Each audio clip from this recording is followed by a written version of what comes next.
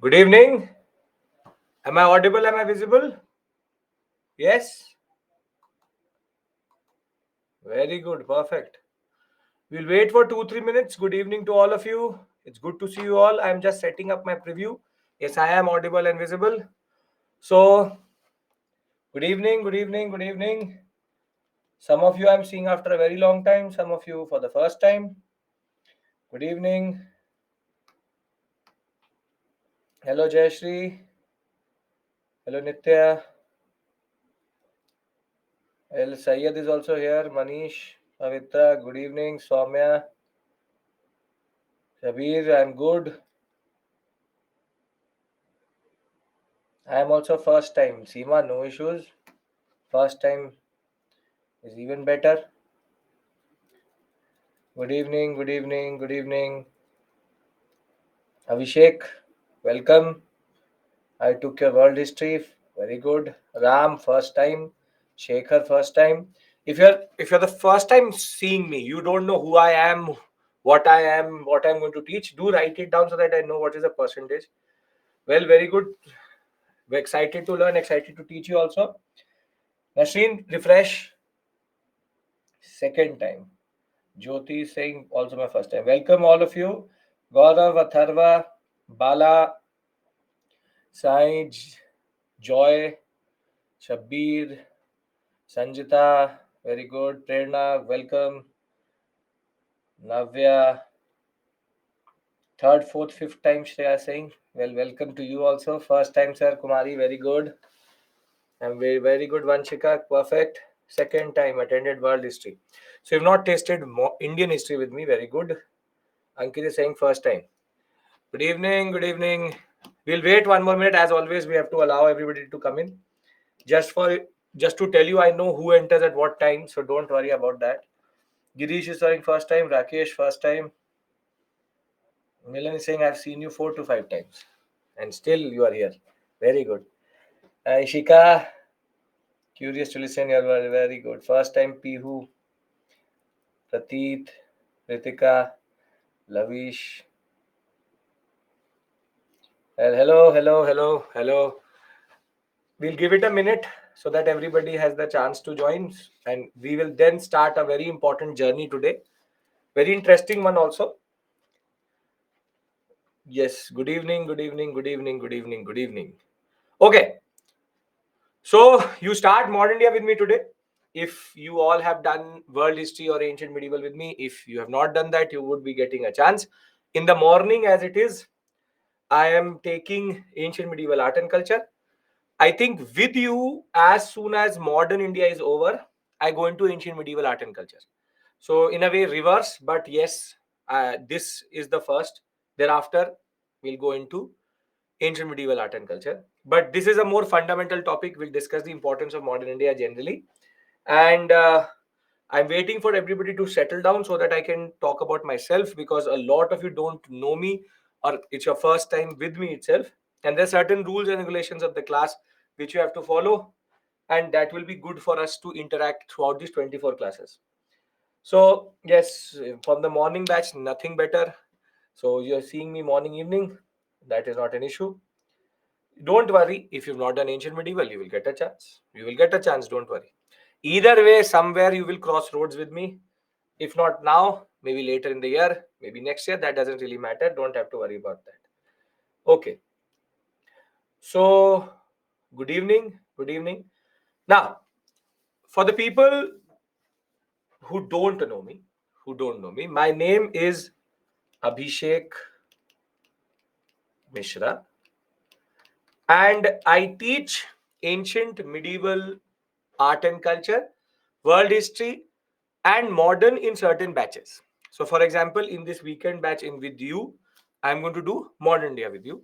So, history, some of you, it may be all of it. Some of you, ancient medieval art and culture, you will for sure meet me. And the question is that who am I? Or what gives me the authority, or what gives me the right to teach you? Which is that how is that I am related to history? Because there are some people who by chance are teaching a subject. My story is different. So I've been now associated with history modern Indian history for close to a decade, more than a decade, 12 years. And I did my BA honors in history from Sri Venkateswara College, Delhi University. Full through University of Delhi I have gone through. Thereafter, I did my master's from St. Stephen's College in history again. Then I did my MPhil under Dr. Amar Faruqi, and that was on basically the police and the Western Coast. So I'm an administrative historian trained in economic and labor history also. Have a little bit of gendered history and social history background also. But the point is that in my MPhil, I did a comparative analysis of the Portuguese and the British colonialism in Bombay and Goa. And therefore, very simply, I know Portuguese language also because I had to go through the Portuguese archive in Goa. And therein, we talked about a lot of things wherein we tend to argue that the British innovated everything in India, but my MPhil argues that it is technically not true. The British were taking a lot of things from the Portuguese also. And thereafter, once I did my MPhil, I'm right now doing my PhD again in history under Dr. Faruqi itself. And that is basically on the colonial bureaucratic apparatus and nationalism, which is that how did the ICS respond to the nationalistic impulses which were coming through, which we will discuss later in this course also. And whilst doing all of this, my BA honors, my masters, and my MPhil, I'm the gold medalist of the University of Delhi of my batch, throughout university topper. And then at a very young age, I was one of the youngest assistant professors in Delhi University. At the age of 24, 25, I started to teach.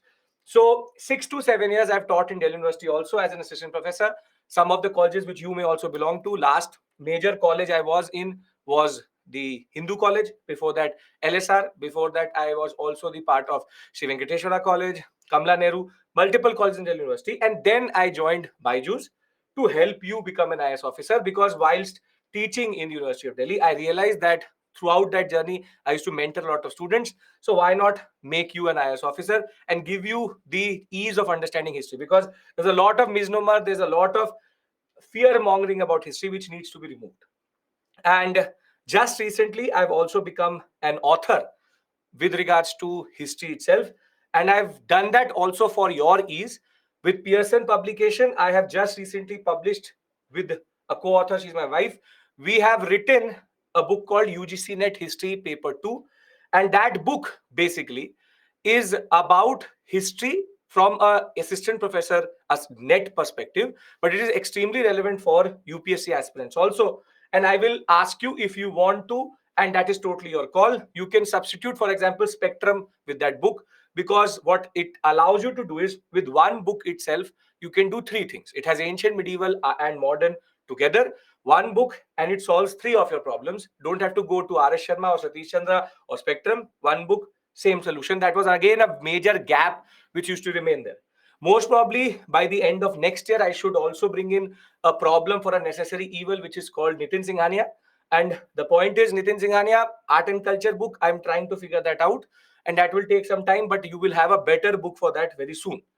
So when it comes to UPSC or history generally, don't have to worry, you're in the right hands. And a lot of things I will tell you may contradict what you have read on WhatsApp or in very standard books in that regard. But I know what I'm doing, and I've been doing it for now close to a decade. So don't worry about that. The biggest thing, which I want to change with you is I want to make a weakness into a strength and remove the fear out of you generally with regards to modern India or ancient and medieval art and culture. I tend to do that because this is a very good subject to score if you have basic understanding also. So this is me, and you have to trust the process. You have to trust the PPTs also, because when you look at the PPT, what I've created generally is not just out of one source. It is out of multiple sources, and at a lot of times I am modulating between a certain level. I start at basic, thereafter I can go up to optional, and certain times at a type of level which is even academic, and then I modulate in that according to the need of the examination. So you don't have to worry if it is basic or not. I always start basic and then we go up in that regard. You want the name of the book? It is UGC Net History. It will say paper 2, Pearson, and it will be my name along with co-authored with my wife Shubhagni Priya. It will be on Amazon. You can find it. If you can send me the link in the chat box, I will also make it public so that if somebody wants to buy, this is between you and me. Nobody is involved. If you want to buy it, it is your call. It is totally your call with regards to that. You may find it useful, and I would love to also know if you buy it, how did you like it or not generally. So this is for separate issue altogether. Okay. Now we'll come to the syllabus, books, pattern, everything. But before that, three basic rules of this class, and then we'll start our journey. First rule is that from time to time, I'm going to ask you to say yes, no, following, not following. And it is not going to be a monologue. You will think with me, we will solve the problems together, and I want your participation in class. First thing. Second thing is this book covers ancient, medieval, modern, all three together. That is the whole point of that book, and it is not a descriptive book. It's not one after the other. It is it is chapter, page after page. It has been written from a perspective of a UPSC aspirant plus a net aspirant. Maybe the questions may not be relevant for you, but the material is, because that has been written in a flow chart manner, table manner, to condense everything. 7 to 8 books in that sense. Okay. Shreya, send me the link. I am making it public so that if you want to do. Okay, Shabir has also done it. Okay. Is it relevant for UPSC? Dhruv, if it would not have been, I would not have been talking about it here. Trust me. Trust me, I've written it. I know it. Okay. Now, first rule, anybody has any issue? I want your participation. You have to say yes and no at certain points of time. I will ask you to do it. I only move forward when you say that you follow what I'm doing. Yes, Ritika, it will do that also. Second rule is that I don't want you to make running notes, which is a lot of you have a very bad habit of looking down in a video and making it into a radio. So I want you to concentrate towards the class. I want you to concentrate on me and what I'm teaching. I'm literally writing everything down, and everything else is written down in the PPT. I am making notes for you as we speak. So don't have to worry about that also. Thereafter, if you've ever gone through any form of classes with me, you would know I start with basics, then I go into details, and then I give you a summary.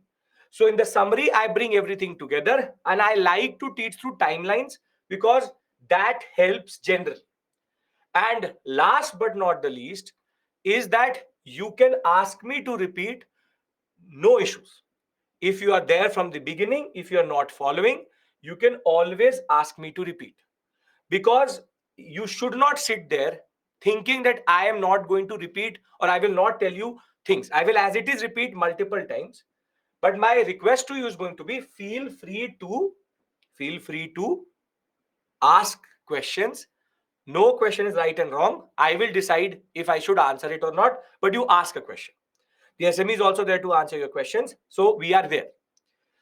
Now, if all of this is clear, I want to now talk about the syllabus. Can we do that? Everybody's with me? No issues? Yes, sir. Come on. Yes, sir. Now, Ritika, I've explained about myself. I will teach in a different pace. Now, let's talk about, sir, all questions from your PPT. Yes. As I will show you, everything is going to be covered. Now, let's talk about the syllabus. Now, in order to understand the syllabus, you need to understand one thing. Yes, Surya. The orange colored book. It should have my name on it. Yes, 489 after Amazon's discount. Okay. Ancient, medieval, modern, art and culture. Shreya, you email me. I'll get it sorted. If you're something, there's a tech issue and all, you tell me. I'll forward it to the team which needs to do it. I'm not the one, but I will be happy to connect you to with the team which needs to. Now, my email ID, abhishek.mishra19@byju's.com. I am your grievance redressal mechanism. Any tech issue, anything, you can always email me. I'll forward it to, if you want to talk to the mentors, if you want a timetable, if there's a tech issue, if there's a basic issue. There are certain issues which are going to be resolved very soon. But yes, if there's a issues which you want me to resolve, I will forward it to the team. And after a certain point, remember, if you email me, do be ready to get a call from us and pick it up, because a lot of you call, but you do not pick up. So Abhishek, ABHISHEK .MISHRA19@byju's.com. Okay. Don't worry, Lakshya. You will have a better opportunity. I will tell you that. Don't worry. Now, first things first, these are the 6 topics which make history. Unlike polity, unlike geography, where there's only one basic concept, history is not one but 6 different parts. Now, ancient medieval is prelims oriented, with the exception of this year, in which GS paper 1 they asked a question which was a little bit not in line with what UPSC does, but is manageable if you've done ancient medieval with me generally. But we don't expect ancient medieval in prelims, in mains rather. It's not a mains oriented topic. You will get ancient medieval in prelims only. Thereafter, modern art and culture are mains plus prelims. And then post independence and world history is only mains. Now this means that, yes, Ramdevi, then this means basically you have to decide how you approach each of these areas. We start this story today, which is modern and post independence. Total 24 classes plus 1 doubt session is going to be there.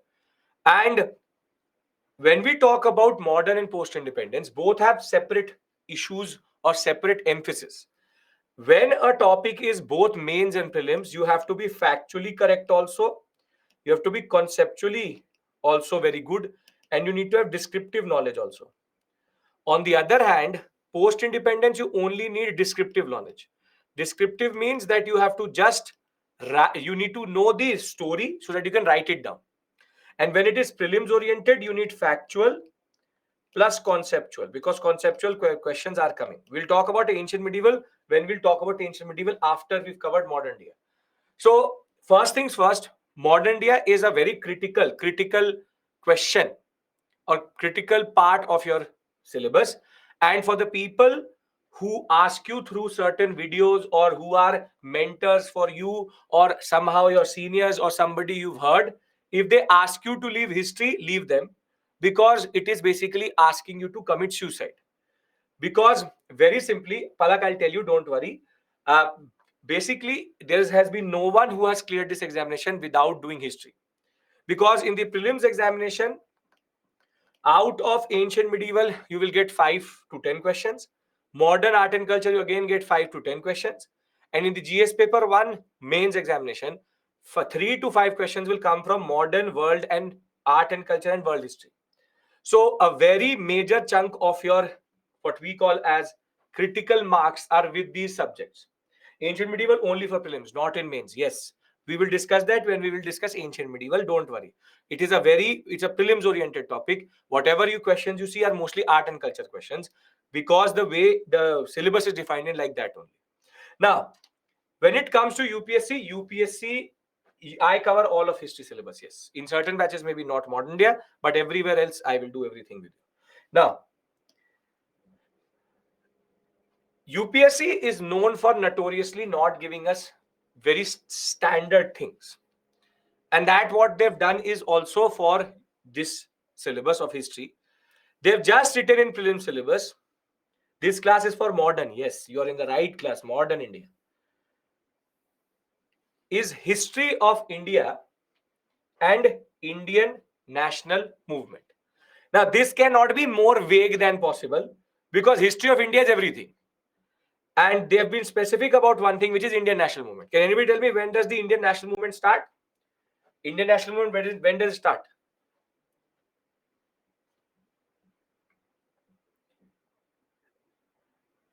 not 1857, 1885, the formation of the INC. The 1857 revolt is a restorative rebellion. We will discuss that when we'll do the revolt of 1857. Its nature is not nationalistic. It has a lot of issues in that. So this is basically 1885 to 1947. And the history of India then entails your basic history from 2 million years ago, which is 20 lakh years ago, Paleolithic, till 1885. And colonialistic history, I will tell you how history is generally divided and what area we are going to cover is very simply linked to this history. So history syllabus is open-ended, and it's not very well defined in that sense. Now, the critical question with regards to books, what books to read? Now, the PPT is your foundation. It is your foundation, and on the PPT you will cover 90% of everything. You will learn the PPTs, you will understand the PPTs. However, because the UPSC claims that it makes questions out of NCRTs, you would have to go through certain NCRTs, but there's a difference between learning an NCRT and reading an NCRT. I want you to read the NCRT, not learn the NCRT. There's a very important difference. When you read Harry Potter or when you read Twilight or when you read fiction, do you mark, highlight, and learn certain sections of these books? Do you? No. You read it. You enjoy it. You read it.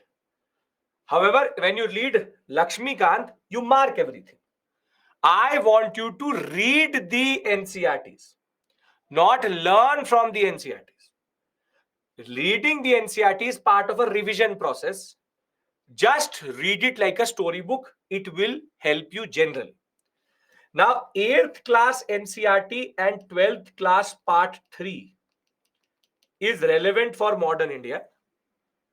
And thereafter, the new NCRTs in that way become critical. This is only reading. If you are from history background, you can skip it. If you have no understanding of history, I am there. After going through the class, not before the class. After going through the class, you can read the NCRT as a form of just enjoying the story again. Now, thereafter, you have 3 books to choose from.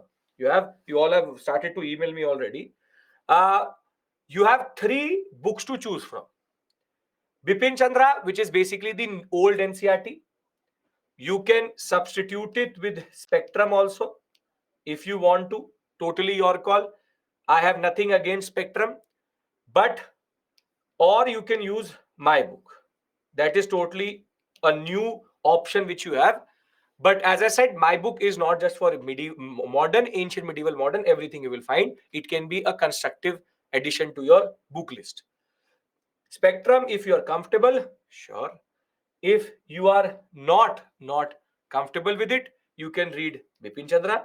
And if you're not comfortable with either, you can read my book. Totally your call, totally your understanding. I'll show the book in the next class so that you can also understand what it is. Totally your call. Now, are we clear with regards to the $1 million question? What about books? There's only one part in 8th. What about books? Are we clear with regards to the book issue? I want you to trust the PPTs. I want you to, if you're here with me and still if you have to read a book to understand things, then there's a problem. I want you to understand in class itself. I want you to constructively contribute in class. Feel free to interact. Feel free to be a part of it. But questions which are relevant and which make sense. Right? Okay. Now, can we use Bipin Chandra rather than Spectrum? Sure. You can. That third book is your Shraddha. Whatever you like, whatever is your taste, it is on you. Can I make running notes class? You shouldn't. If it is, see, there are students who can make notes without getting distracted. But if you're getting distracted and you are basically noting everything down, just looking down, I've seen students like this, then it's a problem. Because then when I'm asking you to look towards me, then it's a problem. Then you're not. That I want to. PPT is an amalgamation of Bipin Chandra also, of Spectrum also. My book also is my own understanding, and the NCRTs also. If you're going through the PPT should be enough. But because UPSC says we will read the NCRT, I want you to just do this insurance. NCRTs are your insurance policy, if that you understand the importance of it. So reading of all three books is not essential. Only the PPT learning is very important. Thereafter, NCRT is learning, not it is reading, not learning. And third book, mostly because Bipin Chandra is very vaguely written, not for UPSC. People used to go to Spectrum. Are we clear with regards to the books? Forget the books. I answer this question in the beginning itself because this is a question which tends to be inside you. Stop worrying about the book. First learn with me and then we'll talk about the books. Once you go through the PPTs, you will automatically start to realize something, and that realization I want you to bring automatically from your own. So don't worry. I'm not able to revise PPTs, not able to read NCRTs. Then Azhar, what are you able to do? If you cannot read the NCRT, if you cannot read the PPT, then what do you want me to say? That you go to a book? Then you go to a book. So that's a, you go to Spectrum. The point is, I want you to concentrate in class. Forget about everything. Forget about everything. Trust the process. Forget everything. PPTs are enough, but I don't want you to just read the PPTs. I want you to read the NCRTs. You will do what you want to do only. So I'm just urging one small thing to you. That's it. Yes, Shamili. Shamali. Yes, yes, yes. Okay. Now can we move on? Mayank, that is immaterial. That is immaterial. It used to be Bipin Chandra. Okay. No, Divya, the problem is NCRT does not cover all areas. Once we've covered a certain portion, I will tell you when to read the NCRT also. Don't worry. Right now, concentrate here. Let's not get caught up in books. Vaibhav, my book, see, I'm the author. You tell me, if you ask me, should you read my book? What should be my answer? You tell me. This is a ethical question. You do ethics. You do ethics, right? You're giving me an ethical dilemma. You are asking the author of the book, should I read your book? So what should I say? You tell me. Tell me. What should be the answer for this question? Will I ever say, I am leaving it to your assessment? I'm reading it or leaving it for your assessment. You can go through the reviews which are given there. You can go through the basics which are given in the book. You leave it to yourself. I am not going to push it because then it becomes a ethical dilemma for me. So it is totally your call. And I don't want to do something which I'm not comfortable in doing. Okay. Now, why does every chapter of history only start with some concept of Europe only? Pew, because all history is Eurocentric. All sociology is Eurocentric. All anthropology is Eurocentric. PSIR is Eurocentric. Constitution concept is Eurocentric. Every subject, modern education is Eurocentric because of a person called T.B. Macaulay, which we will discuss. It's called Education Policy of the British. Very good question, fundamental question. It is on Flipkart also, totally your call. Can I move on? Book is something which I know is very emotional topic for students. I don't want to get caught up in that. Right. Okay. No soft copy, Lakshmi, obviously. Now, the first thing was understanding the syllabus. Second thing was knowing me. Third thing was books. Now, if the $1,000,000 questions, the questions which were burning inside you are over, then I want to move on. And what I want to move on is that for some people who are English utilitarians in the class, who have never left the British, you will ask me, what is the trend? How many questions come? One thing is very clear, post-independence is up down, but 35 to 50 marks comes from modern India in the GS level. Prelims in history, generally you get 25 questions. 25 questions, history, geography, polity, economics are the four pillars of UPSC. History, 25 to 30 questions you can get, out of which 5 to 10 questions can be out of modern India. And ironically, since the past 3 years, modern India has been the easiest set to solve. 4 to 5 questions are coming, easiest, very easy questions based on standard things which we do in class. They have stopped us extremely difficult questions, which used to be the norm previously. Now, we've discussed that it is worth studying history. Unfortunately, that I have to tell you. And we've also discussed that you need to remove people who tell you to not do this. Now I want to start the syllabus, and before that I want to show you how we cover it. How we cover it. 2023, three questions were there, and more than easy question, 5 if you count the intersecting questions. So don't see, you are starting your journey in UPSC, or you are in the midst of it. If you will start to do this, which is, can I leave this, can I leave that, it is a very bad habit. Because what will happen is, then you will start to leave things in every subject, and that will only lead to you becoming more and more complacent. So when you start something, don't think what comes, what does not come. If we are doing it, it is fundamental to your preparation. Now we are going to cover 22 modules of 22 modules of what we call as modern India, and there are two modules of what we call as post independence. Now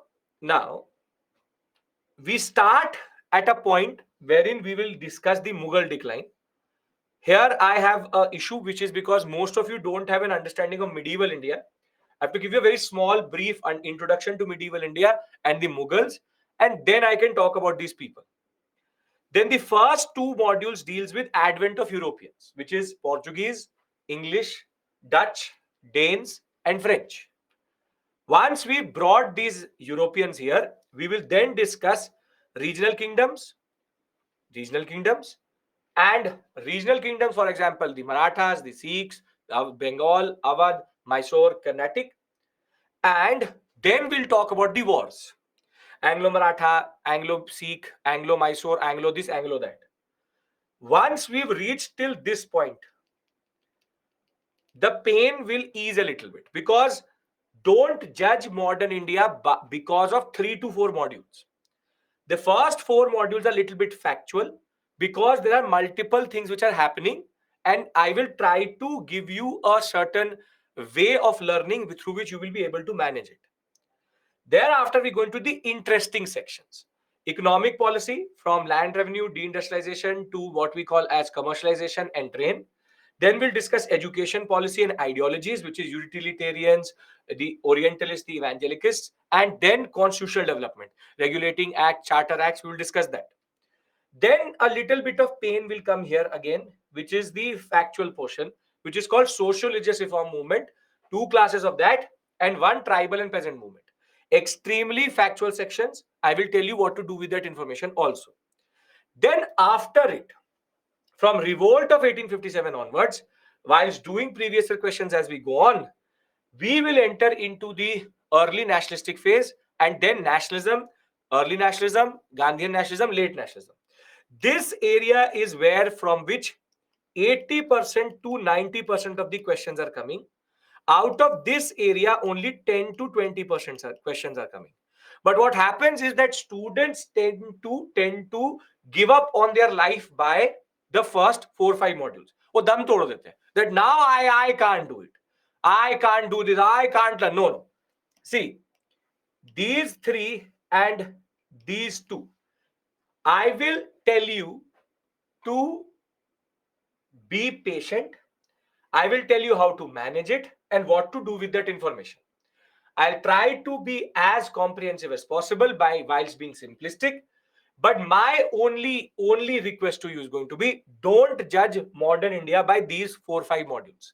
These are heavy modules, but once you endure that, you will start to love history and modern India as it is. And mostly UPSC is also playing the same game, which is out of the areas which are actually relevant. This is the Indian national movement. You saw Indian national movement. Because Indian national movement is very categorically written in the syllabus, they have to give questions out of this area. And therefore, 80 to 90% of the questions are coming from here. UPSC is now made it a point to ask 1 question from advent of Europeans. We'll discuss that also. So these are the 22 modules of this. We'll discuss post-independence modules when we reach there. Now, one thing very, very clear, is that you don't have to worry about these logistics. It's on me how I cover it. And you just have to be here and be present and concentrate. If you can guarantee that to me, I would like to now start our journey and begin the first module, which is the Mughal decline and thereafter the advent of Europeans, where I want to discuss the Portuguese today. Are we all clear with regards to the basic first 35 minutes introduction about the course and what you have to do, what you don't have to do? The gist of the matter is, don't have to worry about everything which is subsidiary. Just trust it. It's a very long journey we are in. We will reach December by the time we finish it, and by the time, I can very simply vouch for it that you will not start to fear history, or rather you will become more comfortable with it. I do it in ancient medieval also, and I've done it here also. Okay. World history is another model. World history is a separate 10 class. 24 classes ancient medieval, art and culture, 24 classes this, 10 classes world history. Separate issue altogether. Now, could you show again 6 sections of history? We are still there only. Ancient medieval, modern art and culture, post-independence world history. Should I read 8th and 12th NCERT full? Yeah, more or less. More or less. Just go through it generally. Okay? Now please pay attention. See, I'm not going to presume that you know medieval India, and I never presume anything. So my job is to basically give you a basic overview, and that all heavy stuff of medieval India, Mansabdari, Rajput policies, is that will do in medieval India when we'll cover medieval India. 7 modules are there for that also. Will you give questions in every class, Mayank? If an area has mains questions potentials, I'll give it to you. And if an area has prelims questions, that already will come to you every Saturday. And if there's a need to practice in class, for example, today I will show you, we'll do it in class itself. So don't worry, practicing questions is a good thing. But a lot of you have a very bad habit that you solve previous year questions and then you think, ho gaya. But previous year questions, UPSC never ever repeats questions. So solving the previous year question doesn't do anything. It just tells you what questions came. So it's a guiding light and not a marker of anything. So a lot of students love to do previous year questions, but it is useless that ways, because those questions will never come again. But we will use it to understand what level of questions are coming, and we'll check your knowledge also through them. Okay.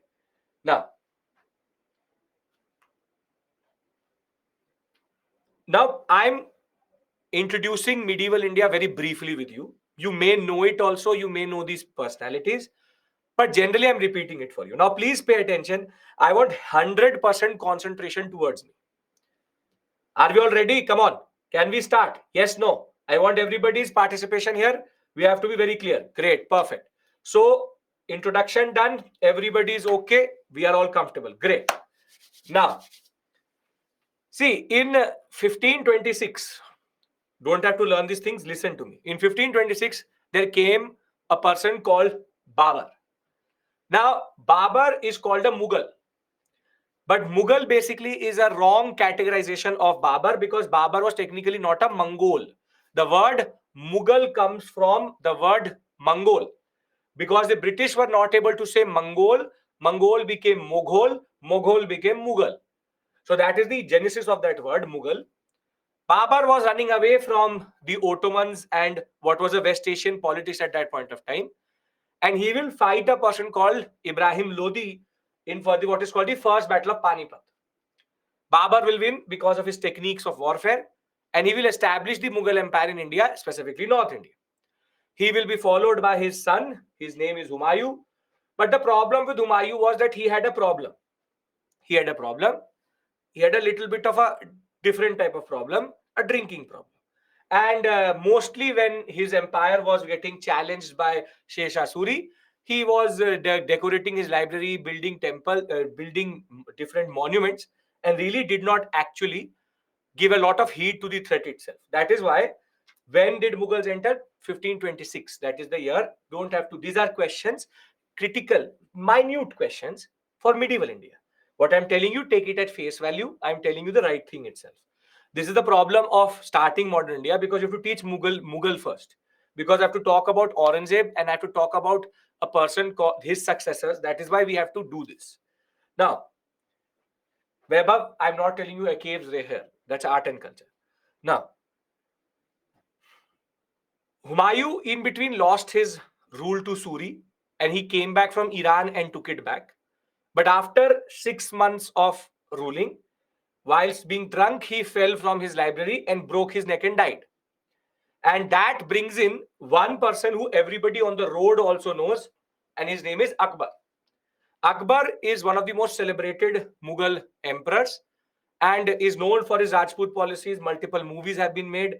And the point is, Akbar is seen as a very tolerant personality, a very personality who brought India together, and the Rajputs also became a part of the Mughal Empire. Akbar was followed by Jahangir. Jahangir, very famously known for Anarkali and the Salim concept. Salim is the real name of Jahangir. But Jahangir is important to our story. Jahangir is Akbar's successor. And Jahangir, therefore, was a good ruler, but he was building on what his father had done. Then comes a person who is known to be a prolific builder, who is Shah Jahan. Shah Jahan, you know, because of the Taj Mahal, because of the Red Fort, because of the Jama Masjid. But he loved to make a lot of things, and he's a marble guy. He was a person who loved marble until unless his eyes were dazzled by marble, he did not really sleep. So if he saw a building, जब तक वो आंखों में नहीं चुभता था, he did not like it. He said, red sandstone does not like it, dull है, marble. Now the point is, marble is expensive. Remember that. Thereafter, there is a fight to rule over. We'll talk about Europeans. Megha, I'll tell you, Europeans will be there since even before Babar came. But Portuguese landed in 1498, which is Vijayanagara rule, which I will discuss to you. Don't worry about that. Now, don't go forward. Be with me. Whatever you know about history, forget it. No pre-inhibitions, nothing you know. What I'm telling you is what you have to know. Now, after Shah Jahan, there will be a fight between his sons to win the throne. And you would have heard about a person called Dara Shikoh and the villain of medieval India, which is a person called Aurangzeb. Aurangzeb, everybody knows, because again, on the road, if you ask what is history, people will say Ashoka, Akbar, Aurangzeb. Aurangzeb is known to be a person who is known for his very intolerant religious policy and temple destruction and temple, what we call as intrusions across India itself. And it is here in Aurangzeb where our story starts. So, who are the Mughals? How did they rule? What is this? What is that? I don't have to worry about that. That is medieval India. Just have to remember Babar, Akbar, Babar, Humayun, Akbar, Jahangir, Shah Jahan, Aurangzeb. Now, these are the five very big, powerful emperors. Very big, powerful emperors. Aurangzeb being the last major emperor. Now, the problem is, see, you will ask me, why am I telling you this? That is a very good question to ask. Because I'm not here to tell you about Anarkali and Jodhabai. I'm here to tell you and make you an IS officer. So the question is, why am I doing it? See, today we start a very good movie, and that movie is called The Expansion of British Raj in India, which is how did the British capture India? That is the movie. And there are certain actors which you need to know.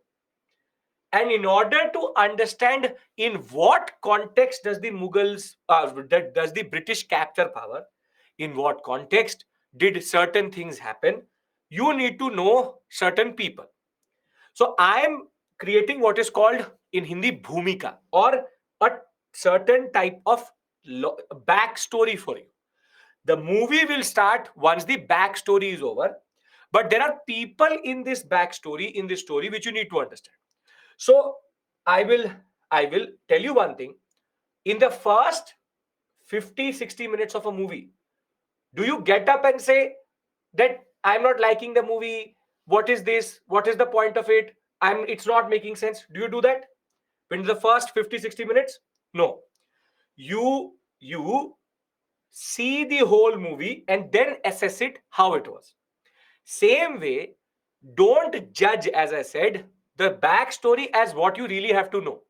You need to know what happens after all the actors are in place. That is a very important thing which you need to understand. The name of the movie is Expansion of British Raj in India. How did the British make a fool out of us and our rulers to basically rule a country which was extremely prosperous and leave it which was very, very poverty stricken. This is the movie.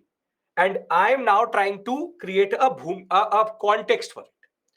Now, the question which now we need to answer is, how did the Mughals decline?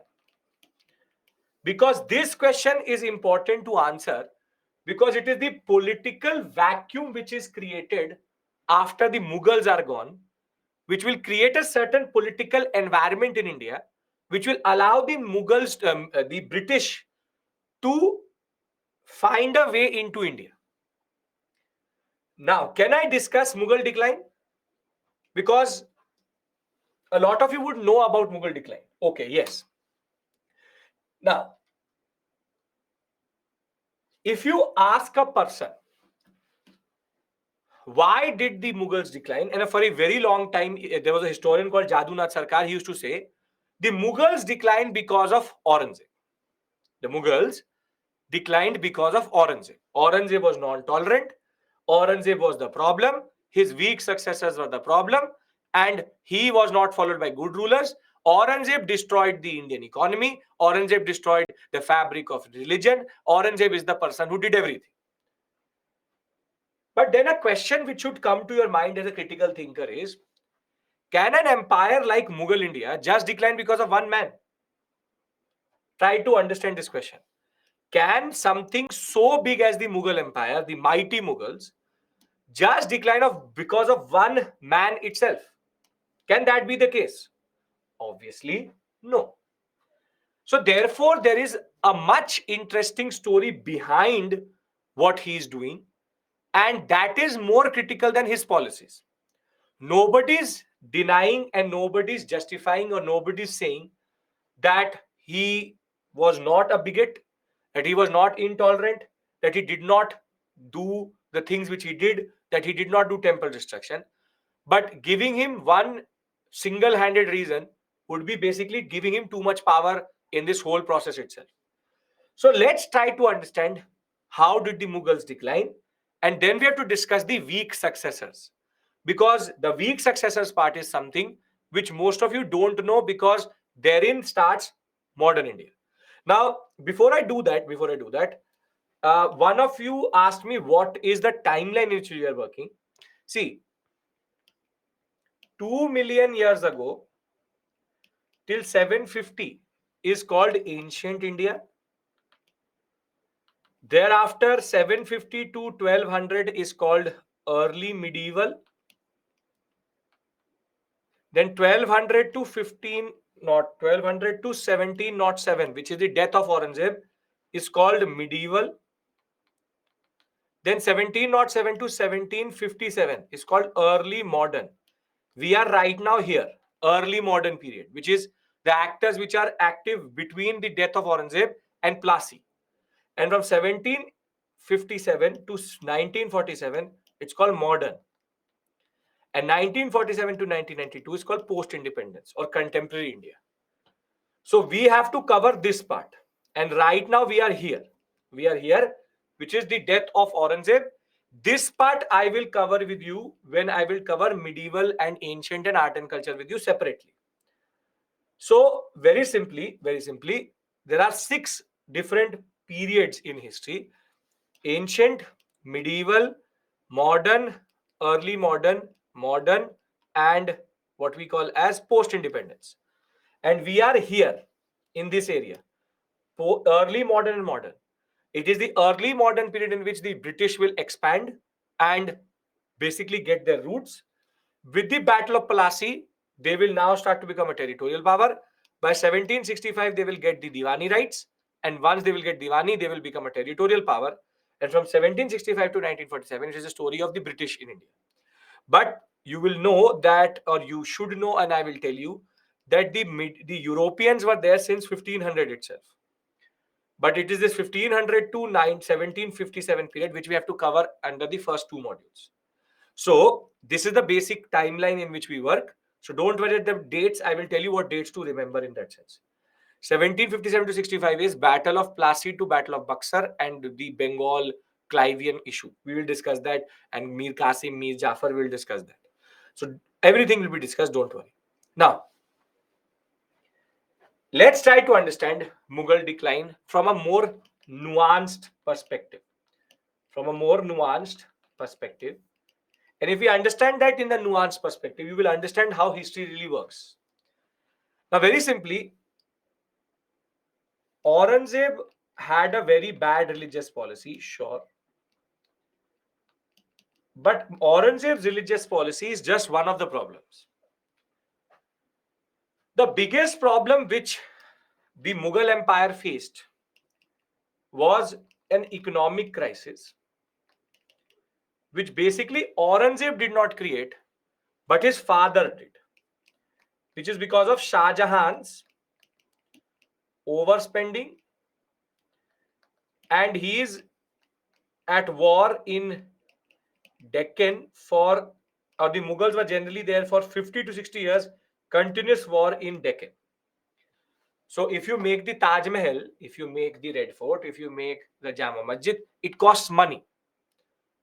So even before Aurangzeb came to the throne, we'll discuss that, Krishna. When Aurangzeb came to the throne, he had already inherited an economic crisis. Basically, the treasury has nothing really for the ruler to spend on. Now, how do you overcome an economic crisis? All logical things. This is not to be ratified, you understand it. How do you solve an economic crisis? Very good. You increase revenue, and revenue can be increased from different types of sources. So it's about increasing revenue. So now what this fiscal crisis needs is increase the revenue of the state. Now there are two ways in which he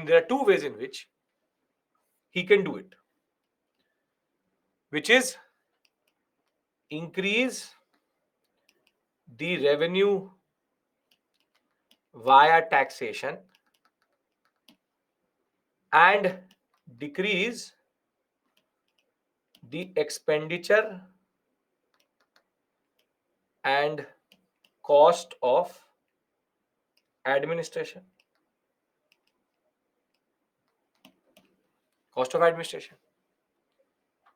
So he has to decrease expenditure whilst increasing his revenue base, and he has to increase revenue or increase the revenue of the state generally via taxation. And that is why people used to say, or there's a theory now, that before Aurangzeb nobody really needed jizya. Jizya is a tax which is paid by the non-Muslim population to a Muslim king. But as soon as Aurangzeb came, he applied jizya, because in a country which is close to 80 to 90% non-Muslim, would jizya revenue or jizya tax be a very big part or a small part of revenue of the receipts which is coming to the state? It would be an extremely big, extremely large, enormous amount of money could be generated. But that's a separate issue altogether. We'll discuss that in medieval India. But that's a very good way of understanding it. Mega. That's a very good way of understanding it, that he brings in certain taxes which were previously not applied because he's in a fiscal crisis. Now, basically, he has two solutions. But ironically, both solutions will create further more crisis in the administration. Anybody has any issue in understanding this? This is basic economics, which is how do you solve an economic crisis? Anybody has any issue here? No? Perfect. Okay. Now, let's see what he does with the second issue, second solution.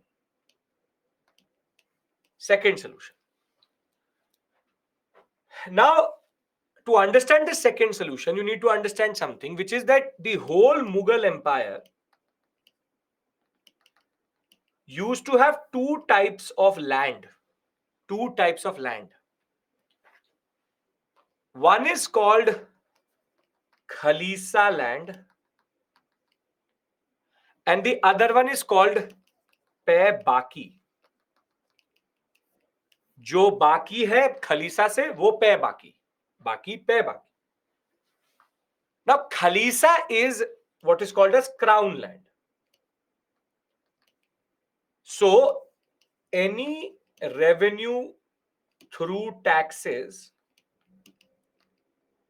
goes directly to the central treasury. Directly to the central treasury. Think of it like CGST. If you understand GST, this is the CGST part, which is in the whole Mughal Empire, certain part was marked as Khalisa. Certain part was marked as Khalisa, in which Khalisa land, when it is there, the officer goes, collects revenue, and straight away goes into the pocket of the king.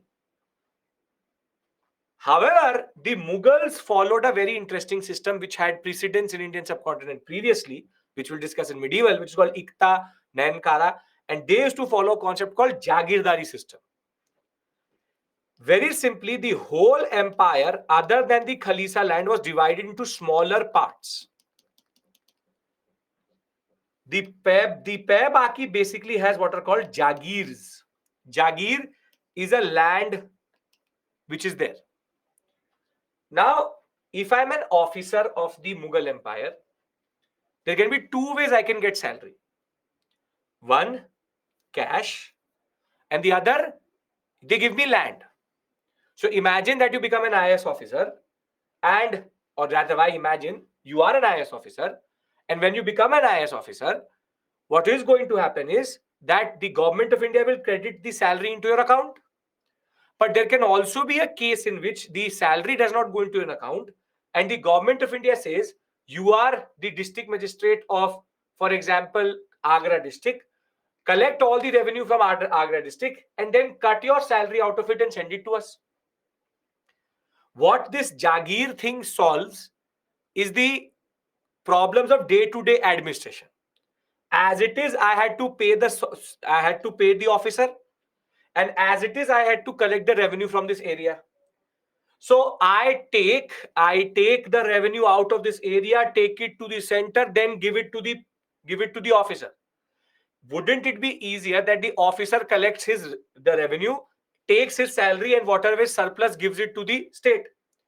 Because that ways the revenue collection is also happening, and the headache of revenue collection is also with the officer. This is a concept called Jagir, and the people who were given Jagirs are called Jagirdars. These are officers who are allocated the land. Kirti will discuss that there was a lot of check and balance in this, so corruption could not happen because it was allocated exact same amount Jagir was allocated. So it was not that way based on corruption, rather it was based on check and balance. That's a separate issue altogether. When we discuss Mansabdari, Jagirdari, we'll discuss that. Right now, take it on face value. So the person who gets a Jagir is called a Jagirdar. Revenue collection given to Jagirdar. Yes, this officer is given a Jagir. The person who holds a Jagir is a Jagirdar. So Paibaki is the whatever is left. Paibaki is all of the land which is left out of Khalisa. Within the Paibaki, the Jagir is given. So very simply, the Mughal Empire is divided into two parts: Khalisa and Paibaki. Khalisa is crown land. Nobody has no right to touch even 1% of it with regards to their own salary.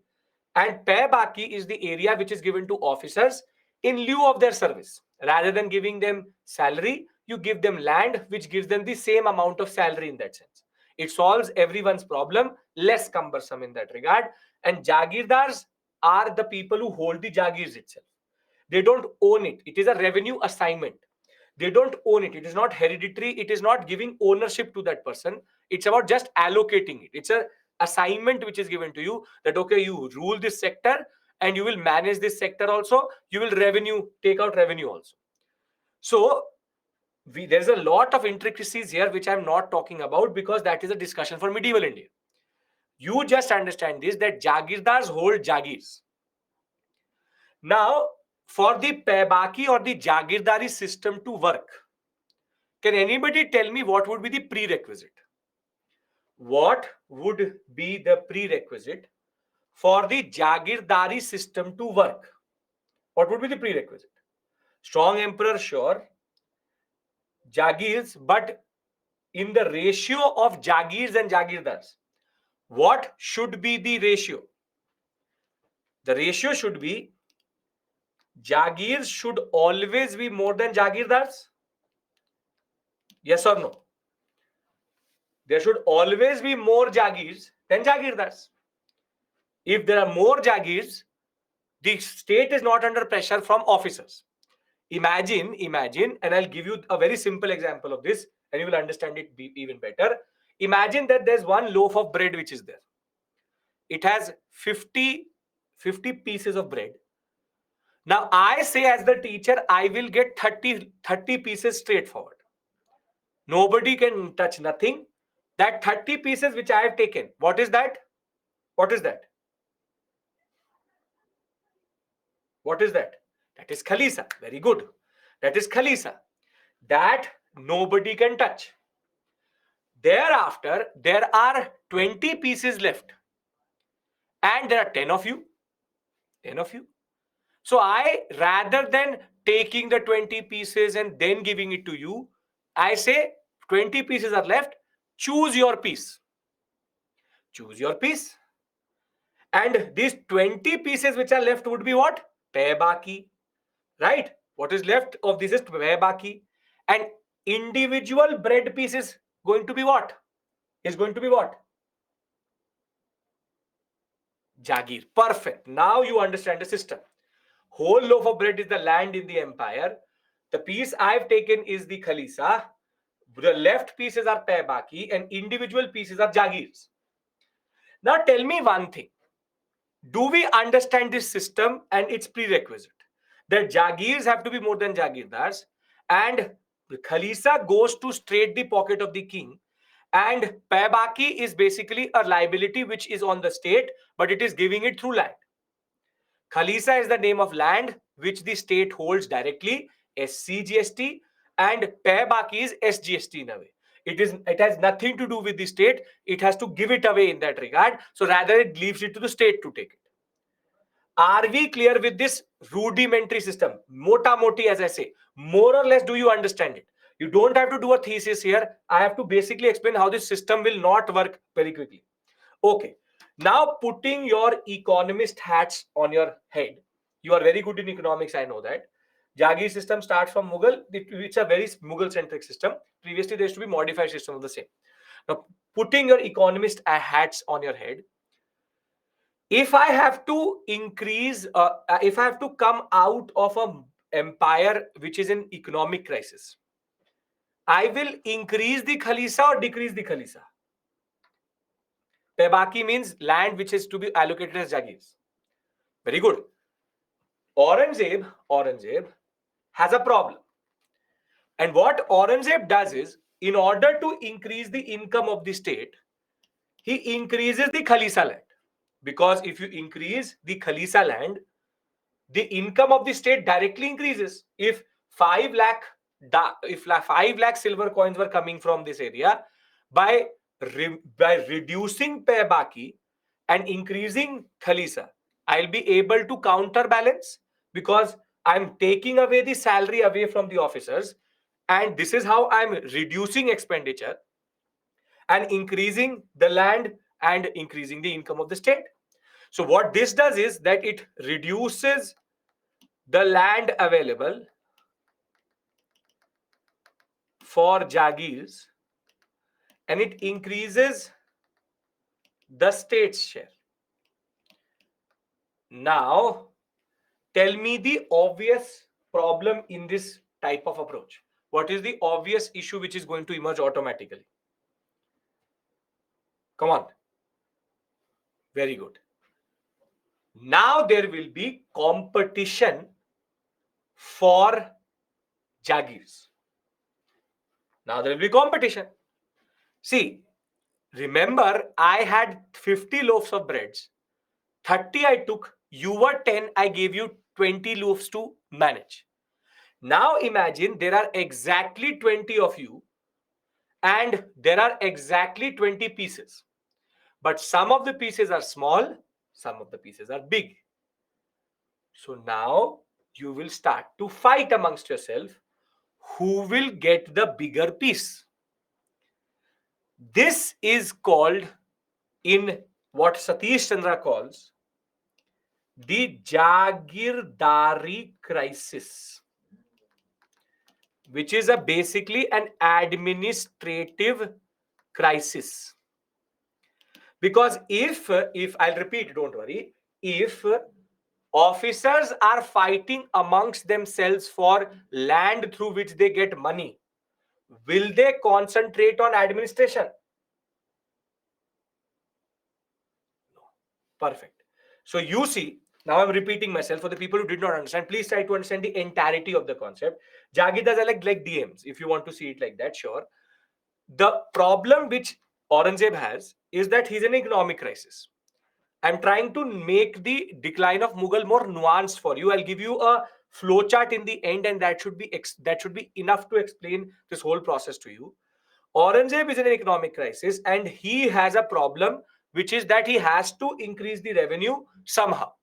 So he can increase the revenue directly by increasing taxes, which is increase the percentage of tax, or he can also reduce the expenditure and increase the revenue base of the state. Now, looking at the second, everything which I'm writing down, Ankush, will be generated as an annotated PPT after the session is over. So don't have to worry. Please concentrate. So looking at the second solution,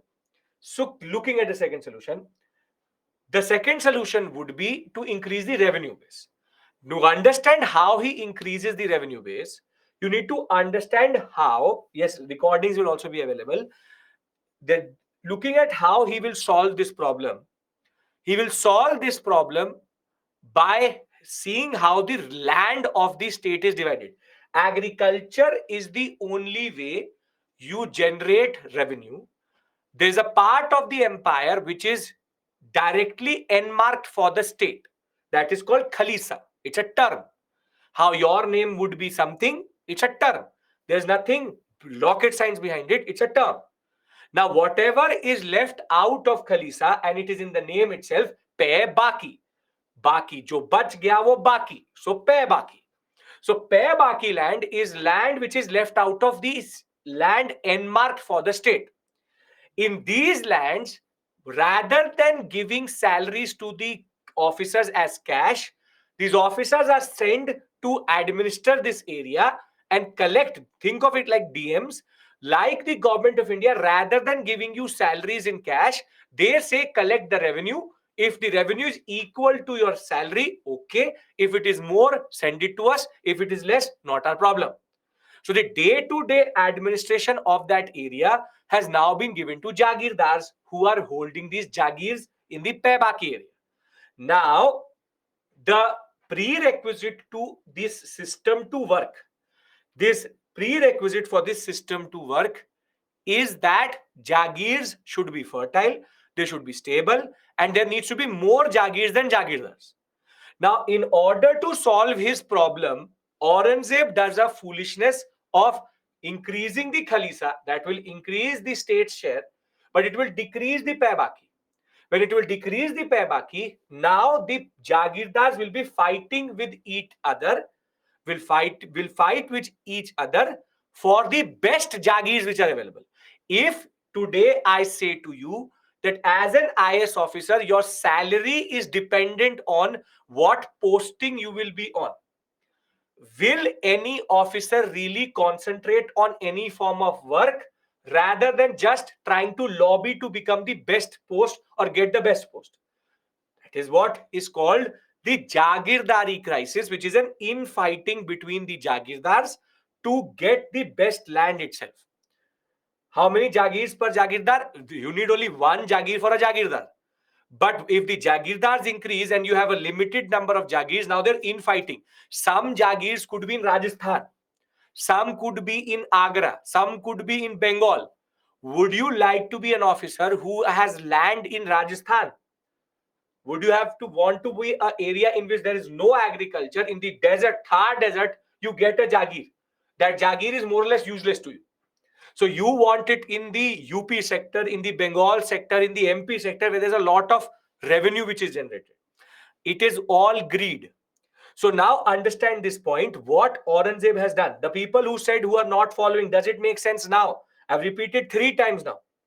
Are we clear with regards to the basic concept? See, what Aurangzeb has done is that he is in an economic crisis. His solution was to increase revenue base. For that, he increased Khalisa. And when he increased Khalisa, what he did was he induced the next issue, which is Jagirdari crisis, which is conflict within the bureaucracy. Now, if this is clear for the students, then I would like to discuss the second solution which he had and how he messes that up also. Can we discuss the second issue? Understood? Very good. Perfect. Out of this world. Very good. Now, the second issue or the second issue solution, or what we call as the first solution which he had was to increase taxes. Percentage of tax increased. Who pays taxes in the agrarian sector? Who pays taxes in the agrarian sector? Don't sit there, keep on typing. I want you to interact, not going to be a monologue. I want your participation in class. Wrong, right, write something. Very good. Farmers, very good, perfect. So this burden is on the peasant. Very good. Is on the peasant. Is on the peasant or is on the farmer. Very good. Now, unfortunately, in this, Aurangzeb was actually unlucky, that when he increased the taxes, peasant and farmer, same thing. When he increased the taxes, the years in which he applied it, those years were El Nino years.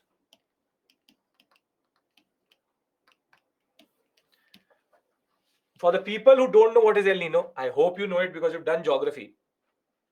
El Nino is called the Southern Oscillation in Pacific. El Nino Southern Oscillation. ENSO. It is the pressure difference between Darwin and Tahiti, Australia, and the Chile coast. And when the Chile coast has a very strong high pressure, it is good. That is a year which is called the La Nina, wherein the monsoon becomes extremely strong because of the very strong high pressure in the Chile sector, and Australian sector low pressure is equally big. However, because of the warming of the waters near El Nino, near Chile, what happens is that the high pressure weakens, and that can reduce the intensity of the monsoonal winds or the southwestern monsoons. Now, when the southwestern monsoons become weak, it impacts rainfall in India, and in an El Nino year, there will be drought-like conditions and the monsoons will fail. In a La Nina year, the reverse will happen, too much rain. Now, you see it, tax percentage has gone up. El Nino means that no rain. These two will now basically create a pressure there's a pressure on the peasant. And the pressure is he has to pay more when his crop is failing. Imagine what is going to happen. If you're a peasant who's been asked for more, whilst your crop is failing, what will you do? El Nino oscillation happens year on year. So El Nino years mean monsoons failing.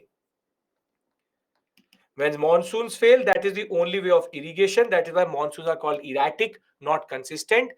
And once the peasant is now under pressure to give more when he does not have the crop, he will, as you all said, start an agrarian revolt. Now you see how Aurangzeb is basically pinned to the wall in a way. That on one side, he has created an administrative crisis. He already has an economic crisis. And now he has also created an agrarian revolt. That peasants said, we will not pay anything. We don't want to pay anything. Leave. And they leave. They just leave their lands like this because the crop has already failed. Now, if you see how Aurangzeb is not able to stop a cascading effect which is happening. There is no canal irrigation because this is medieval and modern, early modern India. And till today, Kirti, in certain parts of India, in modern 2023 context, still there is no canal irrigation. Canal irrigation uses what we call as groundwater, and that can be problematic. Canal irrigation was created by the British in the Punjab, Rajasthan, and Haryana sector. The Indira Canal, that is a separate issue altogether. Cascading effect is when there's a domino effect. Now, what has happened is, see, he's in an economic crisis. I'm trying to summarize everything. He's in an economic crisis. He goes for reduce pay baki, and what he ends up with is Jagirdari crisis. And when he goes for increased taxes, he unfortunately ends up with agrarian revolt. So both his solutions are not solving the problem. Now add to this that Aurangzeb was intolerant. So the people stopped trusting him. Specifically, one of the most important pillars of his empire, which are the Rajputs. Rajputs used to be very important part of the Mughal Empire, from Man Singh to Bhagwan Das to Todarmal, very, very important. And on the other hand, whatever was left, a little bit, his weak successors were incompetent, were not able to do anything. We have to discuss these weak successors because they are agrarian, means agriculture. Not who is agrarian, what is agrarian. Agrarian means agricultural revolt. Weak successors we have to discuss because these actors are important for us. And if this was not enough, there were invaders such as Nadir Shah and Ahmad Shah Abdali. Whatever was left in their treasury, it was taken from them. So if you look at it, Ahmad Shah Durrani, Ahmad Shah Abdali, same thing. If you look at it, it is basically a proper crisis which needed to be stopped or arrested, and it wasn't. Pebaki is also a tax. Then why? Pebaki is not a tax. Pebaki is a designation of an area which is given as Jagir. And therefore, Pebaki reduced means Jagir is reduced, so internal competition. Now, if you understand this much, I want to give you a foundational understanding, a flow chart through which you can revise all of this and we can move on or beyond this. Economic crisis is created by Shah Jahan, and Shah Jahan is the one who creates this issue which Aurangzeb very simply inherits. So weak successors are the ones we have to discuss after we have this discussion. But the point is, they are the ones who could have stopped it. They were not able to do it. Solutions which Aurangzeb had were not right, and they are the ones who create the issue for Aurangzeb generally. Why didn't he increase Pebaki land? Because if he increases Pebaki, Khalisa decreases. Khalisa decreases, it is like thinking, okay, will the central government ever increase SGST beyond CGST? Will the government, central government, ever increase the tax share of the state beyond what is their tax share? No. So try to understand it like this, that the CGST, the tax which the state gets automatically, which the center gets automatically, that is critical. They are reducing this. It's exactly like this, that imagine that the center increases taxes for itself and it reduces the taxes for the states. So the states will start to compete with each other. That is basically Jagirdari crisis, if you understand it in that context. So now try to understand it, and you will, if you can understand this flow chart, then you will understand Mughal decline in a better way. And I really don't care about Mughal decline. What I care about is the pretext of the weak successors. So think of it like this, and you will never forget it generally. This is the consolidation slide. If you can understand it, and you will never forget this generally. So we have a fiscal crisis created by Shah Jahan and wars. Now he had two solutions for this. He had two solutions for this, and both solutions will backfire. The first solution was increase taxes, and the second solution was increase Khalisa. Now, the consequence which will come is going to be even more dangerous, which is basically this will lead to agricultural revolt, agrarian revolt, and this will, fiscal means financial, agrarian revolt, and this will lead to Jagirdari crisis. Now, if this system is already not fragile enough, balanced on this very fragile base is the weak successors who do not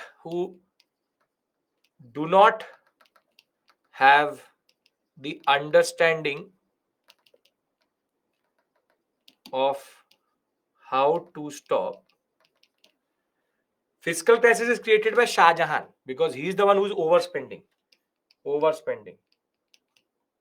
Aurangzeb was unfortunate that way. And one important pressure which is working on this system to weaken it, his marble addiction, high on marble that was his religious policy, which basically is attacking the core. And if that was not enough, to top it off,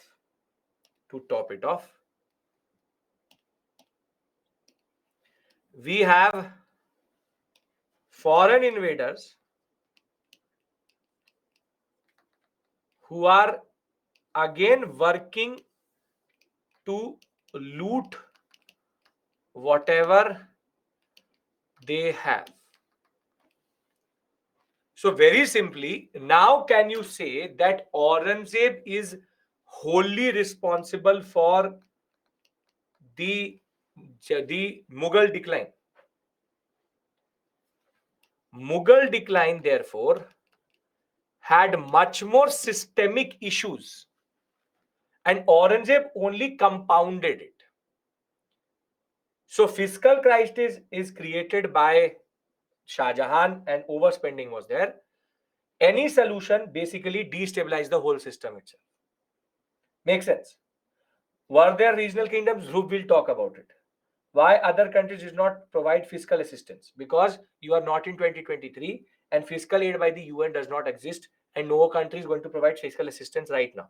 Remove your 2023 notions away because that is important. What is Orange's religious policy? Which is very simply the concept of how he is basically destroying temples, he's playing with the religious policy. He is becoming staunch Muslim. People have stopped trusting him. One pillar called the Rajputs are gone. This is called the origin. This we will discuss in the medieval area. Who are the weak successors? I have to tell you that. Can I now discuss who are the weak successors? Because there's a question which can come from that area. How are they looting the Mughal treasury? Literally, they go, they sack Delhi, they take the money and went back. So are we clear with regards to how did Mughal decline happen? If somebody asks you, if your parents say, what did you learn today? Or your brother and your sister says, or your friends say, what did you learn today in class? Are you capable of making this flowchart in front of them after one revision? Nadir Shah and Ahmad Shah Abdali. Perfect. So if you are, then increasing taxes come in religious policy or different. That's an economic policy. Decline started during Aurangzeb. He was not able to stop it. Very good. Trishul, very good. Now, so if you look at the points which are written in the class, weak success on the PPT, weak success are economic bankruptcy, invasion, Jagirdari crisis, agrarian distress, religious policy. What is more important to me is the weak successes. Okay. Is there anything Aurangzeb could have done to solve the crisis? More or less, it was so systemic to the Mughal Empire, it would have happened either way. So I didn't get what to do. Making notes. Don't have to make notes, Lakshay. I'm making notes in front of you. You can see. I'm writing everything down for you. Concentrate here. Now, concept did all opposite of what you need to reduce. See, understand this point. There's a recipe. There's a recipe for decline. And that recipe, if it starts to come through, then decline will happen for sure. It happens in every empire. Jagirdari system is when how the officers were given land for salary. That is called Jagirdari system. Religious policy is Aurangzeb's intolerant approach towards Indian society. Now, did British come during? No. British are here before that, but Aurangzeb is going to play a very important role. We will discuss. Is there any is Sir, there are fiscal crises now which yes, fiscal crisis is different, economic policy is different, religious policy is different. Please don't worry about the religious policy. This exact thing will be our last module of medieval India. So just trust the concept itself. Okay. Delhi Sultanate is important, but it is not right now. It is medieval India. Delhi Sultanate is 1200 to 1414. That's a separate issue altogether. Can I not talk about the weak successors from which the questions will be coming? We will discuss that. We'll take a break and then we'll talk about the Portuguese. If Shah Jahan would not have spent too much, Mughals had, sure, why not? Hypothetically, anything could have happened. If we had been smart, then British would not have been ruling over us. So anything can be possible. Okay. Economic advisors had to advise King Aurangzeb. Kirti, you are asking, firstly, you don't need to ask me questions in full caps. I still can see your question. Second thing is, see, this is something you need to remove from yourself right now, which is thinking of it like a democratic system or like 2023, 21st century. Aurangzeb is Aurangzeb. Akbar is Akbar. Akbar took power away from his own ulemas, which are Muslim Pandits. Multiple farmans were given against Akbar. But you really think Akbar cared?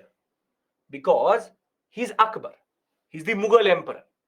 You say something to him, he will cut you in pieces and throw you away. Nobody is going to ask you anything also.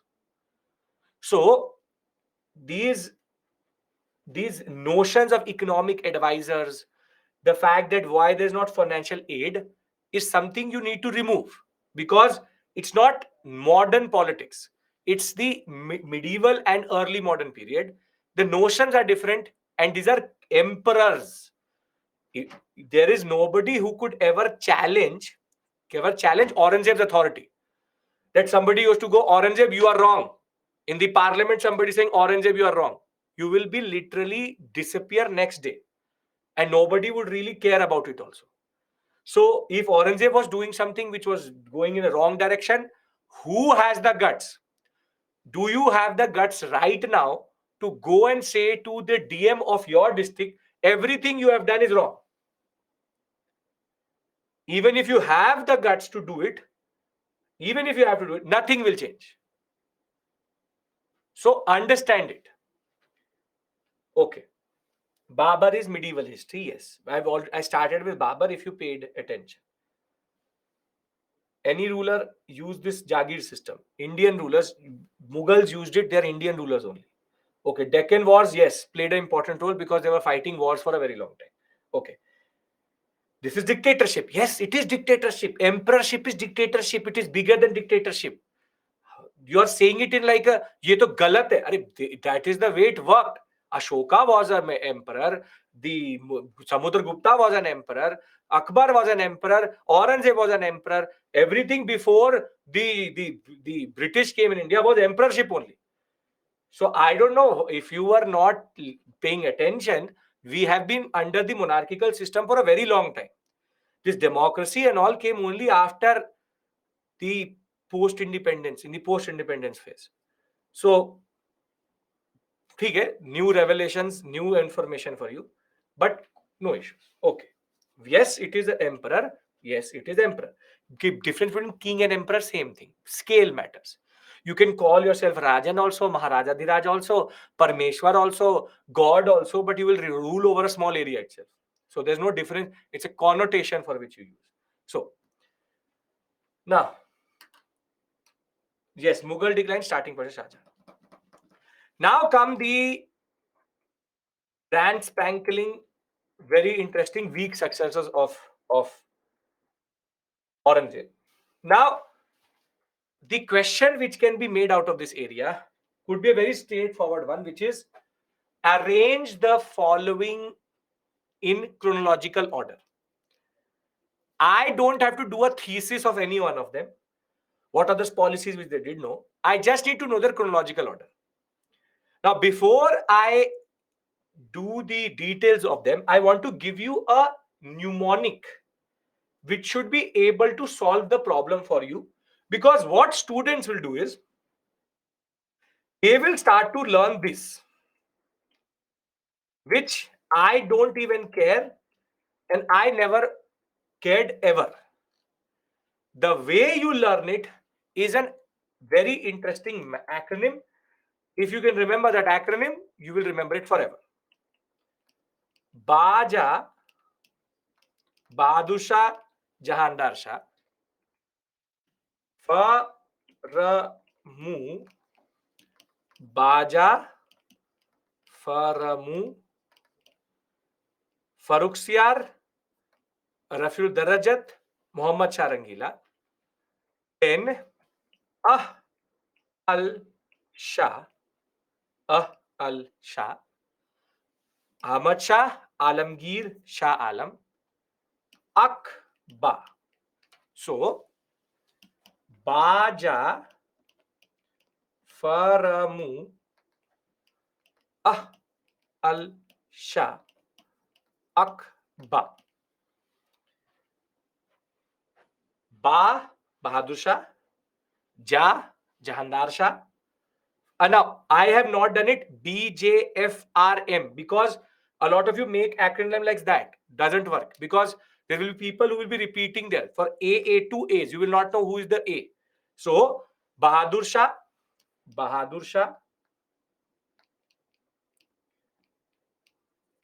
Jahandar Shah, Farmu means Faruxiar,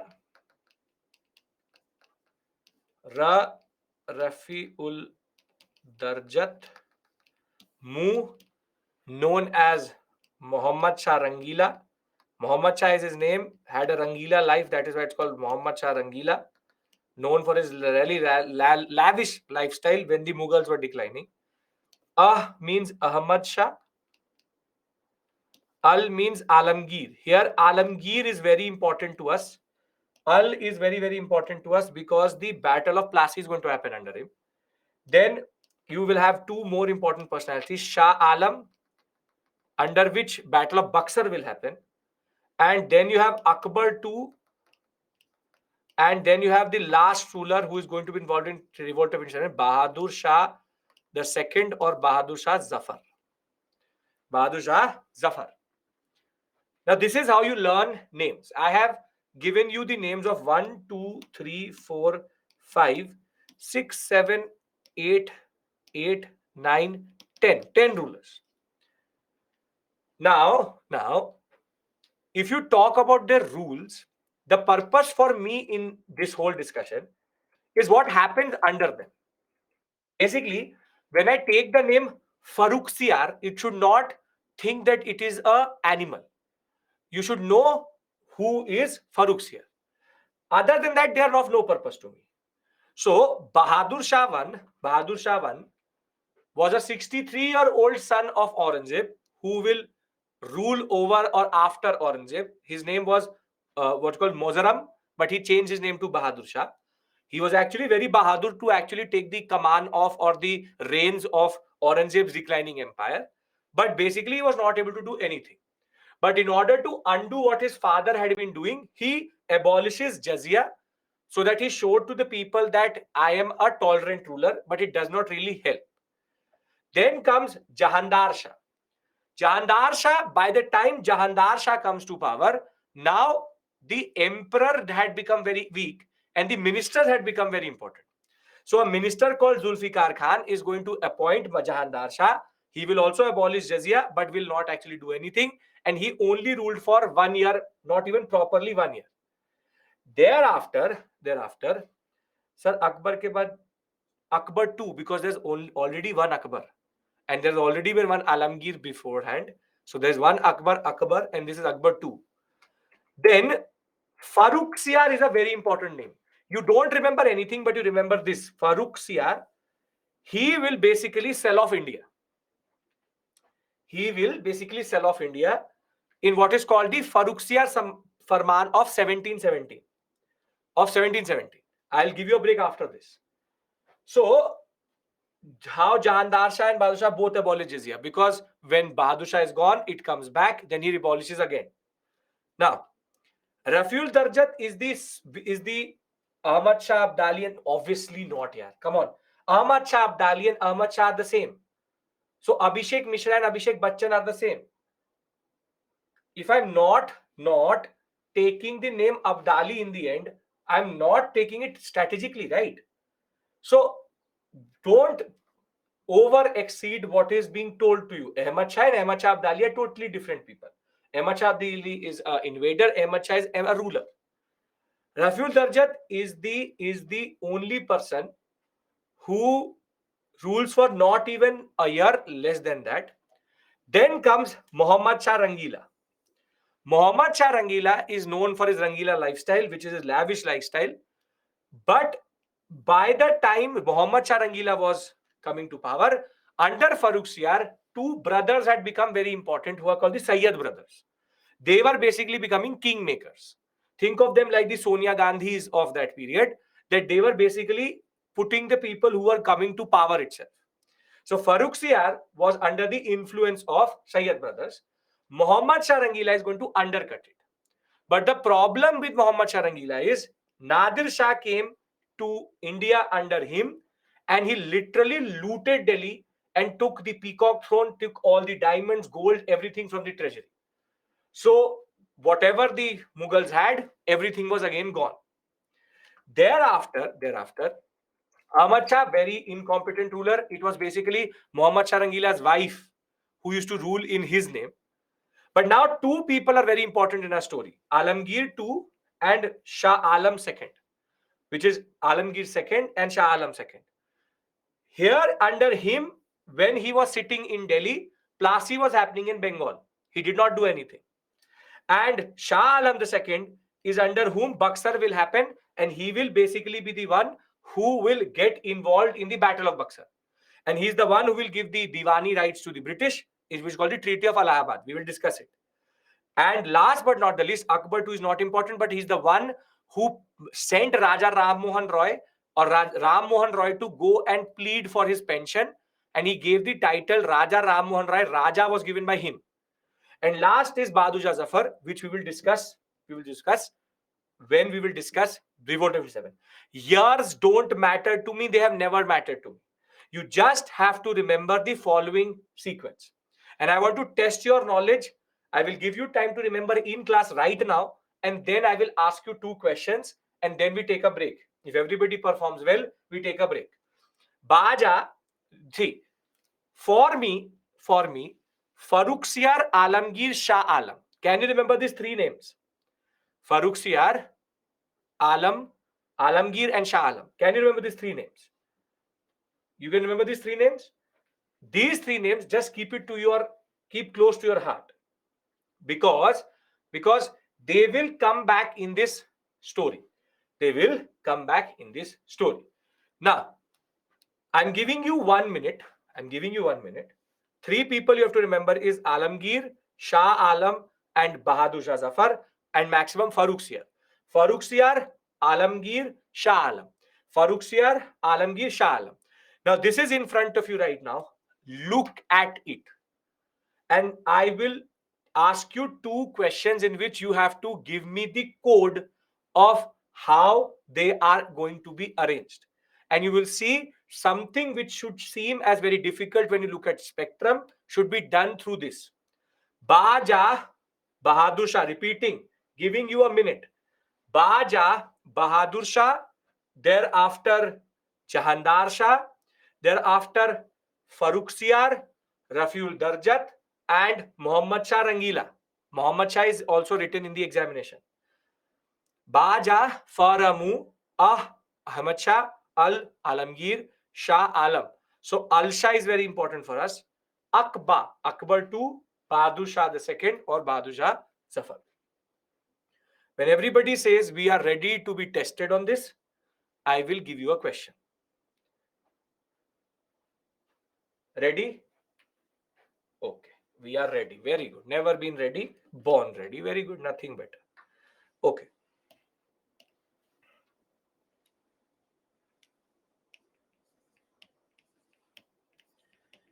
You will write the code in the chat box and send it to me. Because if I start to make the options, you will automatically understand by making the options what is the answer. So I don't want to do it. You have to arrange the following in chronological order.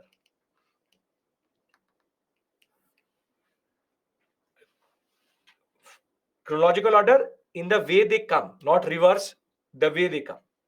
Now, order.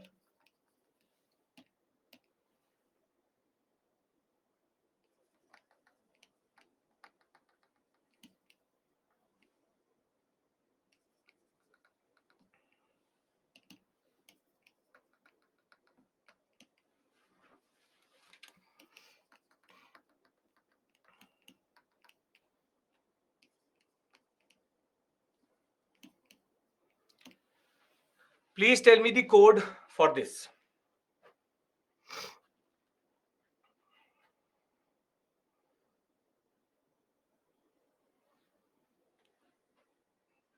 There is no 5. Why are you sending 5, 7, 1, 2? 3, 4, and you are writing 1, 2. It can't be 1, 2. It can't be 1, 2. It will be 2, 1. It will be 2, 1. Let's use our code. Ba, ja, 3, 4. Fa, ra, mu. Mu. Fa, ra, mu. Now you are right. You are right. 1, 2. And al sha. 3, 4, 1, 2. 3, 4, 1, 2. So ba, ja, 1, 2. Fa, ra, mu. Al sha. 3, 4, 1, 2. So Baja Mu Al has come. Now you tell me, when you started this class, were you capable of doing this? Or have you ever been able to do this? This is a very difficult question. Very, very difficult question to answer. But now you're doing it and you're technically correcting me also. So I'll give you one more question and then we will take a break. Let's take another set of rulers and let's again put them in chronological order. I'll give you this time 5. Okay. Now,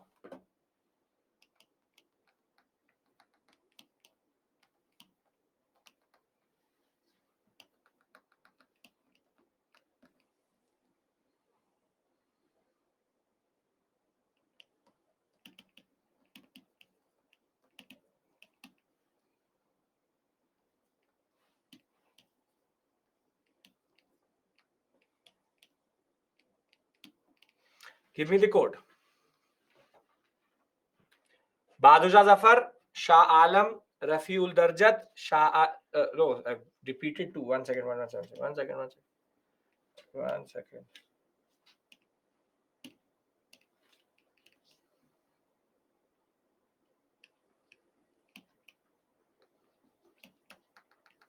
Okay, now do it. Sorry.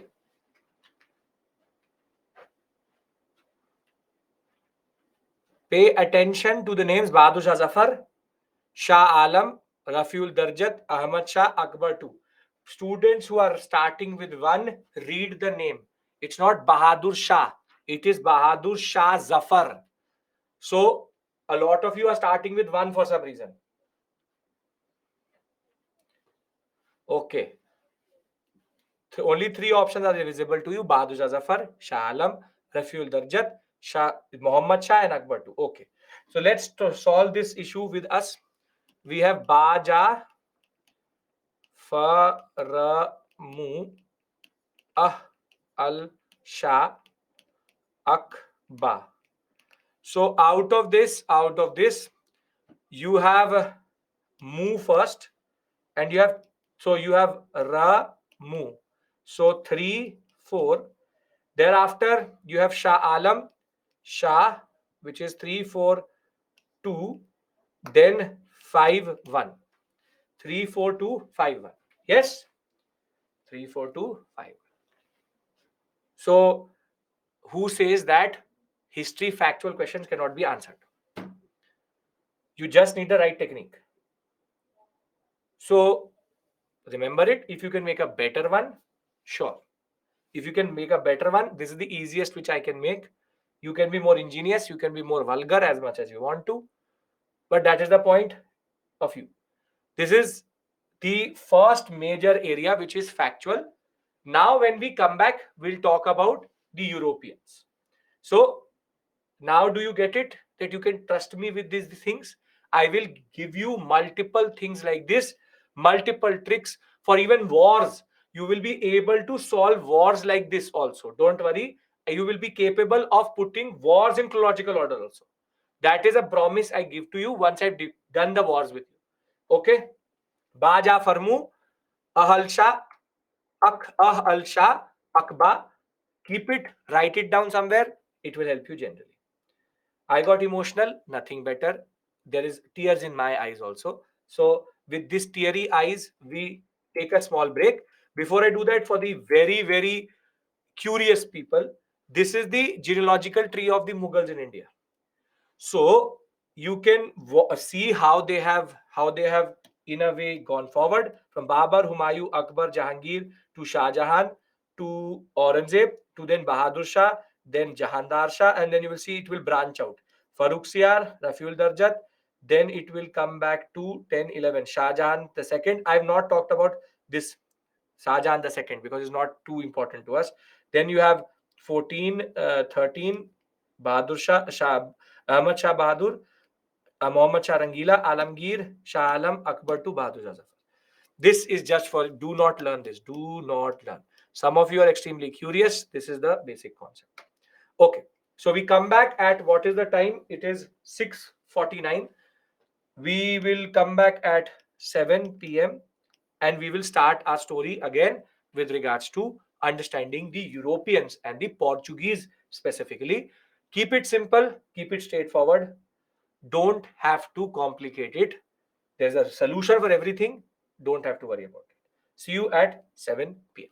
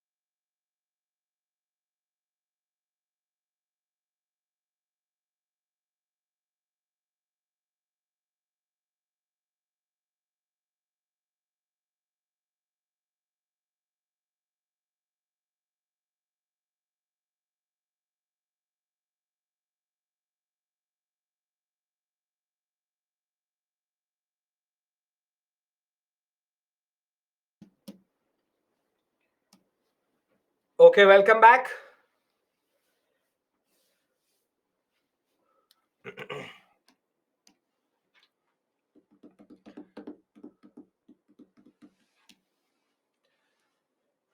Right. So we start the second half of this discussion. The last 1.5 hours till 8:30. We have to discuss the Europeans and how they came to India and what is the context for that. Now, first things first, it's not that Europeans never knew access to India. India was known to, we'll discuss that. We'll discuss that. Surya, Bahadur Shah the first. Bahadur Shah the first.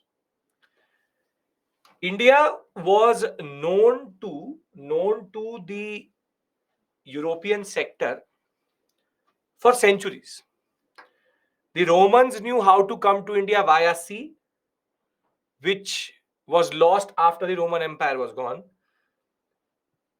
But the most standard route through which they used to come to India were multiple land routes which were there across, the Afghanistan, Pakistan, the what we call as Eastern European sector.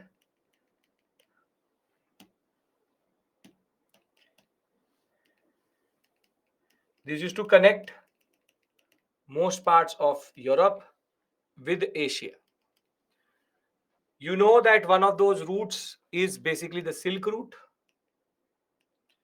through which the Europeans were connected to China. However, for coming to India, you can't take the Silk Route. You have to go via the Afghanistan-Pakistan sector to come in India through the northwestern sector. The only way you enter into India is northwest because of a wall which is here, which is the Himalayas. So if you go somehow like this, you can't come like this. You have to go south of it to enter from this sector. That is the only way. So one thing is very clear. If you are in China, you have to come till Central Asia to turn to go to India. Now, one thing is very clear that these routes existed. These land routes existed. And India was known for a lot of things. While China was known for its utensils and its silk, the land routes were used between Europe and India after the maritime route was lost with the decline of the Mughal Empire itself, with decline of Roman Empire itself. Once the Roman Empire was gone, they did not know how to come via sea, but they knew how to use these routes. Now, while China gave them what we call as utensils and silk, India was known for a very important spice. That spices. What is that very important spices or spice which they wanted? It is pepper. Very good. Pepper is something which they needed because pepper is a very good preservative. And for a meat producing and meat eating sector, pepper could increase the life of meat. So pepper being medicinal properties also was a very good preservative. So India was known not just for pepper, but pepper, calicos, which basically are what we call as uh, cotton cloth. India was known for other spices as turmeric. India was known to the world as a very important trading center. They had never nothing to sell us; they only took from us. So for the Europeans, Sheikh, there's no issue. I think my voice is clear. You refresh your system. For the Europeans, Indian sector is extremely critical for their own trade. So they're not coming to India for India, they're coming for their own interests. So India was known to them via land routes, but in the 1400 and 1500 period, something happens. And that something is going to create a problem for the Europeans, which will in turn create the need for finding a sea route again. And the reason is that there will rise a very big state and very powerful state in this area, which used to cover parts of Eastern Europe, even parts of Northern Africa. Whilst covering parts of Northern Africa, it also controlled certain parts of the Sinai and Saudi Arabian Peninsula, and and it used to go and control most of the area in and around this sector. And with the fall of Constantinople, which is fall of Greece, this area came under the control of the mighty, at this point of time, the Ottoman Empire. The Ottoman Empire. Now, who are the Ottomans? Ottomans are Turks. They are ethnically Turks coming from the Central Asian sector, and they are Muslims who very simply start to rule this area. So these are Muslim Islamic rulers who used to rule this sector, and they are called the Ottomans. Ottoman is the name of the dynasty.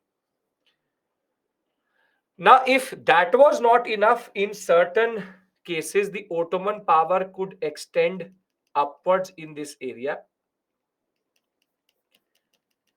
And the biggest issue was that the Ottomans were also paralleled with a rise of another very powerful sector power in this area, who Humayun went to. They are called the Safavids.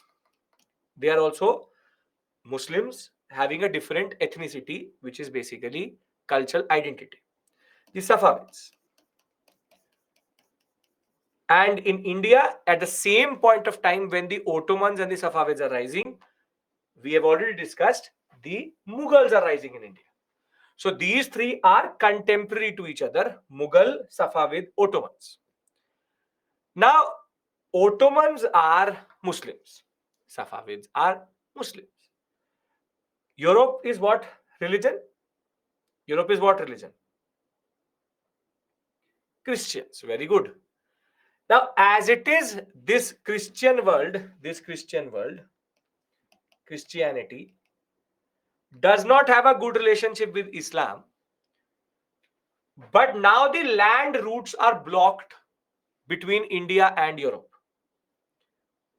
So the problem is that any entry from this sector and this sector into the Indian subcontinent, you had to go through the Ottomans and the Safavids. And as it is, they were very, very antagonistic when it comes to religious identity. But even if the Ottomans allowed to enter and Safavids allowed to enter, they are going to take high taxes. So maybe if a European used to take spices from India at 10 pounds, for example, now because of the taxes which the Ottomans and the Safavids are taking, they have to pay upwards of 100-200% tax. And the same thing was now being bought at or being sold at 100 pounds in that sense. Who are Safavids and Ottomans? Both are Islamic dynasties, two different dynasties, different empires based on their own cultural identity. Nothing more needs to be known to you. We will discuss it in medieval India. Ottomans we will discuss in world history also. They are Turks. Safavids are Safavids. They are also coming from Central Asia. These are tribes which basically started to capture power, who had become Islamicized. For you, what you need to understand is one straightforward, simple point, that entry into India is now blocked, and also in a way China. They can't go to China, they can't come to India without paying too much taxes. There's a lot of taxes which need to be paid. So the Europeans now have a problem. Which is how to bypass Central Asia and West Asia.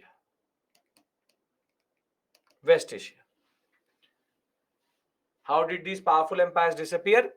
We will discuss Eastern question for Ottomans. Mughal decline, I've already told you. But the Ottomans will not decline before the Treaty of Sevres, which is after First World War only. So they have to somehow avoid this sector.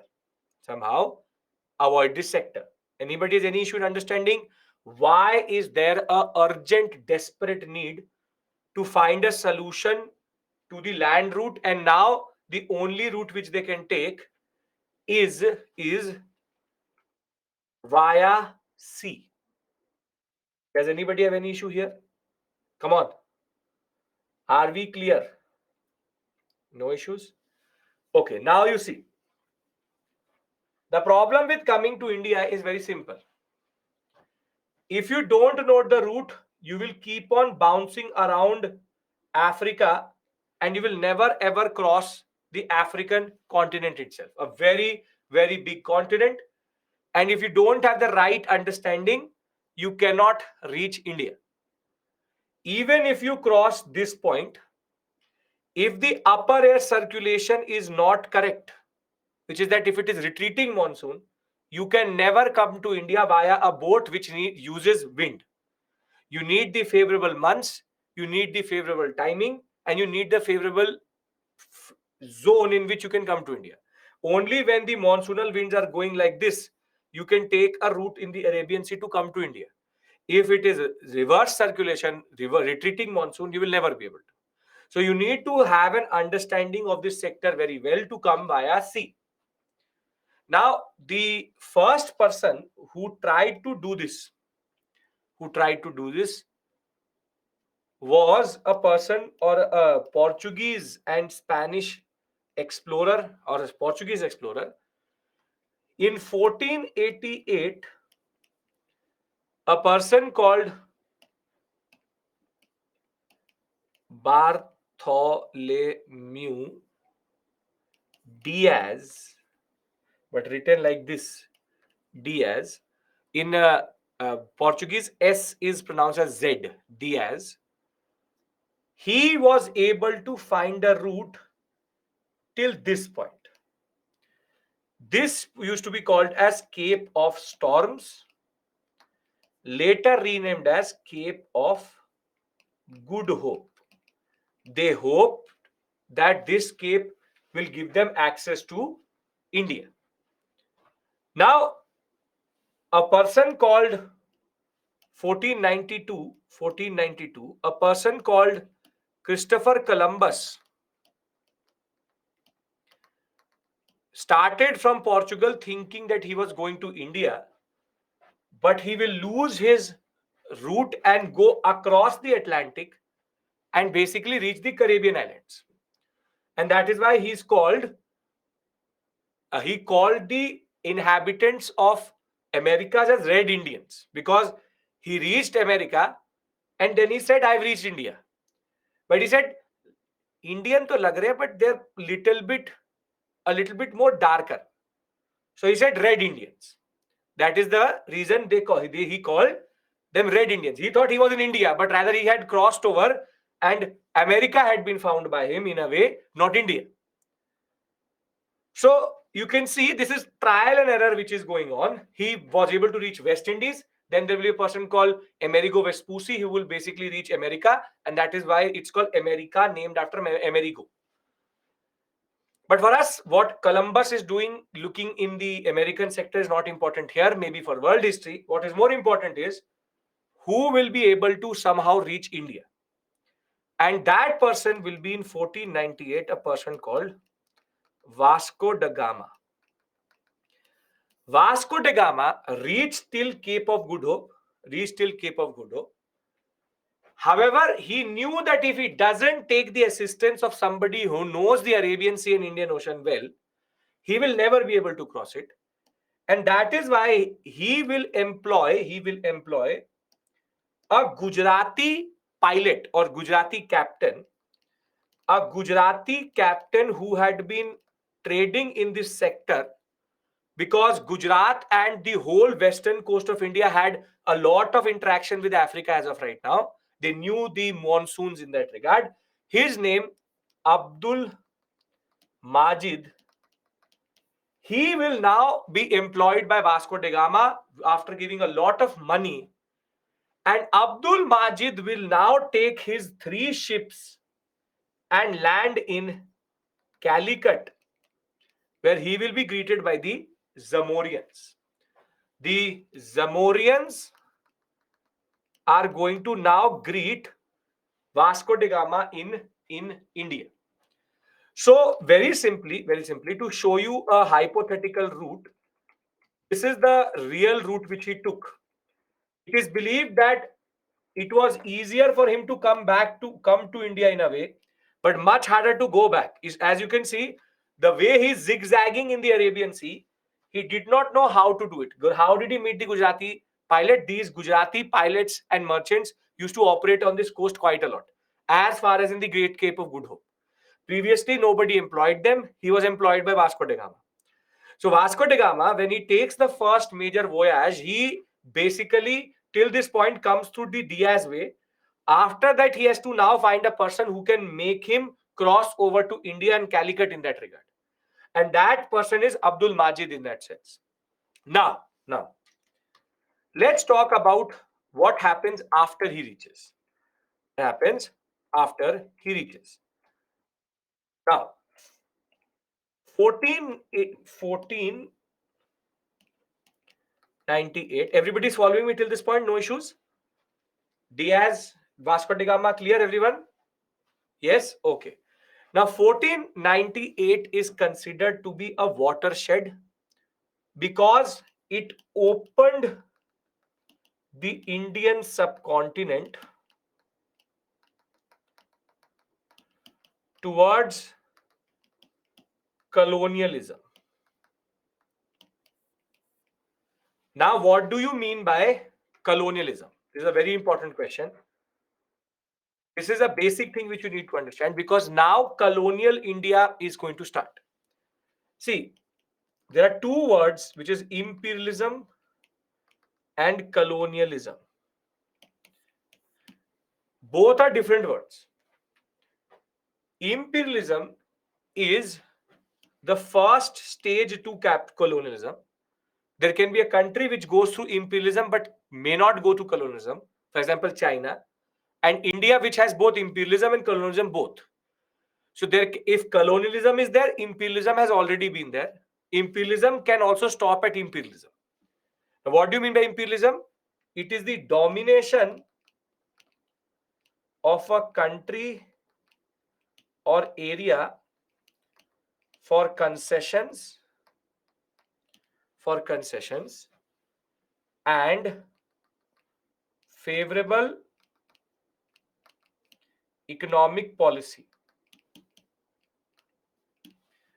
So you don't, it is basically indirect rule.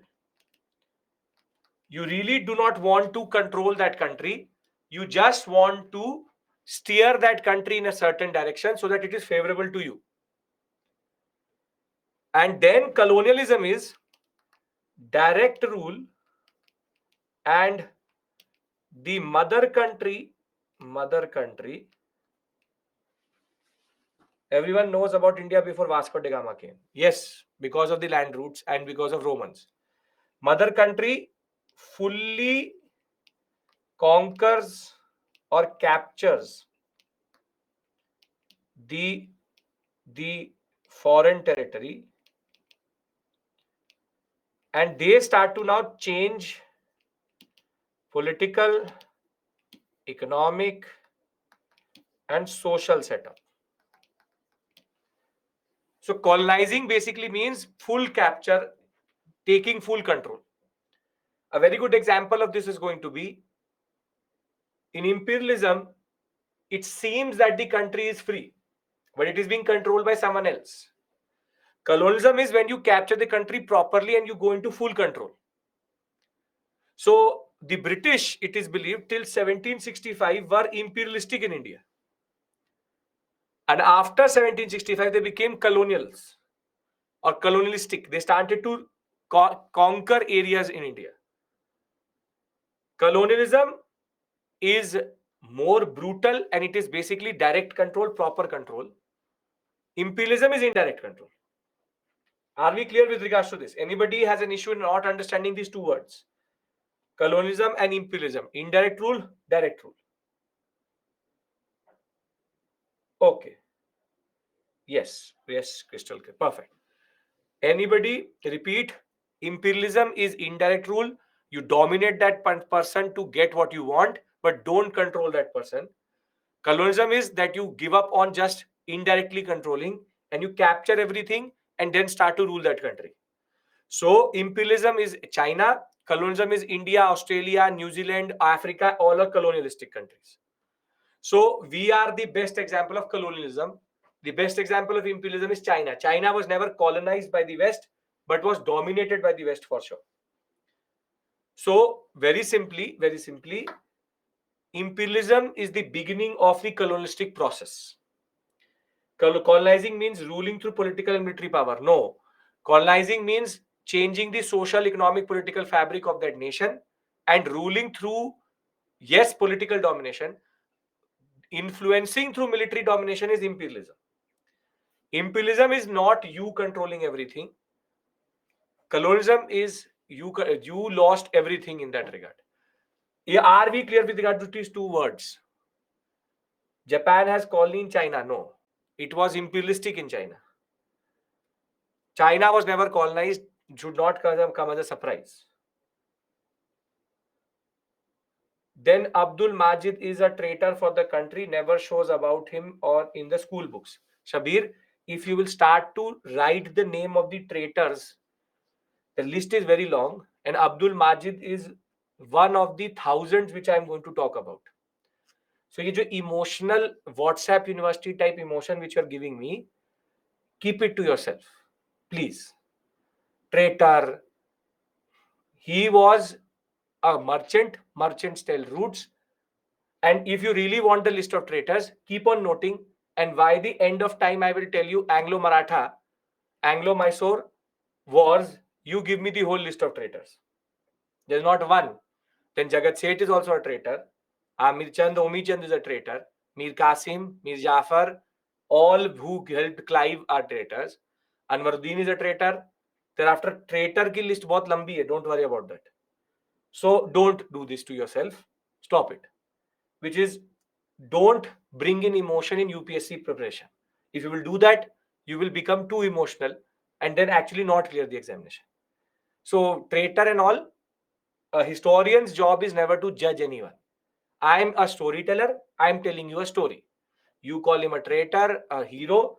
Sometimes the traitors will from within. India was given to the British on a platter, and it is basically multiple people who helped the British to get India. So I would not have given any, I would have ignored your comment, but I don't want you to go in the wrong direction. Yes, Shabir? Yes. So the books don't talk about Abdul Majid because Abdul Majid did not do that big a deal, which Raghunath Rao would have done or the other rulers did in India. Right? Okay. So you keep a list of the traitors. In the end, I will talk to you about it. Right? Okay. How to remember the years? Prabjot, I will tell you. There are only a limited set of years which you need to remember. Don't worry about that. Are we not emotional and clear about colonialism and imperialism?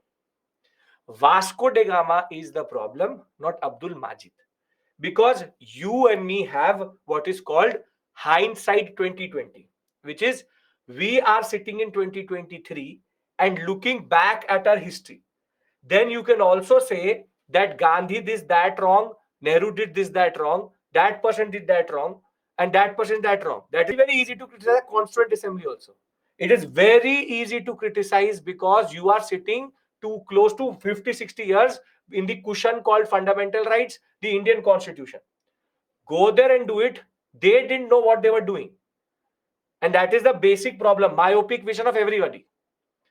So please understand this point. In history, it is very easy to criticize Gandhi. It is very easy to criticize any personality because you think you would have done it better. But first, give India independence and then talk about doing something about how to change India itself. So understand this point because modern India, a lot of people get emotional.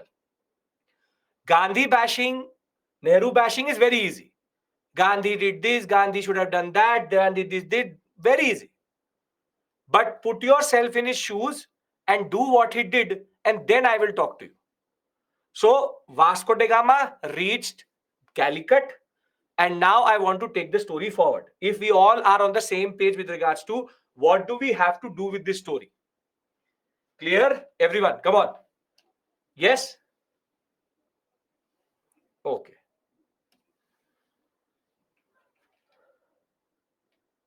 Nobody says that Vasco da Gama found India. Vasco da Gama re-established a maritime route with India. I don't know where you get that information, but Vasco da Gama did not found India. Nobody found India. India was known since the ancient period. He re-established the maritime route. Okay. Now, Vasco da Gama lands at Calicut. He's reached in 1498. 1488, a Portuguese called Diaz was able to reach Cape of Good Hope. 1498, he's reached Calicut. Now in Calicut, he is met with the Zamorians. Zamorians are basically not proper kings in the sense that at this point of time, the Deccan sector used to be ruled by a dynasty we will discuss, which you know. They are called the Vijayanagara Empire. Vijayanagara Empire, which is very simply, you would know about somebody called Krishnadev Raya and Tenali Raman Krishnadev Raya. They come from the Vijayanagara Empire. But at this point of time, Krishnadev Raya is not ruling, but his predecessor called Imadi Narasimha is ruling. And Zamorians used to be a sub ruler or a smaller independent part of Vijayanagara Empire. So they were Hindu rulers, basically independent of Vijayanagara Empire because of the Vijayanagara administration, which I will discuss with you, which is called the Nayankara system. They are basically more or less independent, but accept the power of the Vijayanagara rulers. Now, Zamorians are very warm to Vasco da Gama. Vasco da Gama says, I want pepper. उनने बोला जितना चाहिए ले लो, no issues. Take as much as you want. Your ships will sink with the pepper you can take as much as you want. No issues. But Vasco da Gama noticed that he was not the first to reach here. Obviously. See, the Arab traders who were operating in this area knew the access to India. So the Arab traders used to trade. They used to take it to the Iran-Iraq sector, to parts of Egypt, to part of Saudi Arabian Peninsula, to Oman, Yemen. We were known across the world in very, very different ways. But Vasco da Gama was greedy. He did not want to do anything right now. He just wanted to ship or fill his ships with pepper and take it back to Portugal. So when in 1498 he comes, local rulers, India has always been very, very open. India never stopped anybody from trading. And that may have been also a problem for the Indian subcontinent if you look at it in larger perspective. That we have always welcomed foreigners, either coming from here or either coming from the land route or the sea route, be it either way. So we have gone through a period in which 1488, I'll write all the dates down. I'll give you a timeline in the end. So don't worry. All dates which are important will be given to you. So Zamorians gave pepper and Vasco da Gama reached back. Vasco da Gama gave huge amount of gold and silver. His ships were laden with gold and silver. And he gives the gold and silver to Zamorians. Zamorians happily give Vasco da Gama all the pepper he wants. So in 1488, Diaz reaches Cape of Good Hope. And 1498, Vasco da Gama reaches Calicut. This part of the story is clear, everyone? Is this part of the story clear, everyone? Okay. The language issue was solved by sham by traders who used to trade at Cape of Good Hope who knew both languages. Language was never a problem because of multiple language linguists who were operating both in the Indian coast and in the Cape of Good Hope coast. Because India was trading with this whole Indian Ocean world, it knew multiple languages. Now, in 1500, after Vasco da Gama went back, another person came to India, and his name is Pedro Cabral.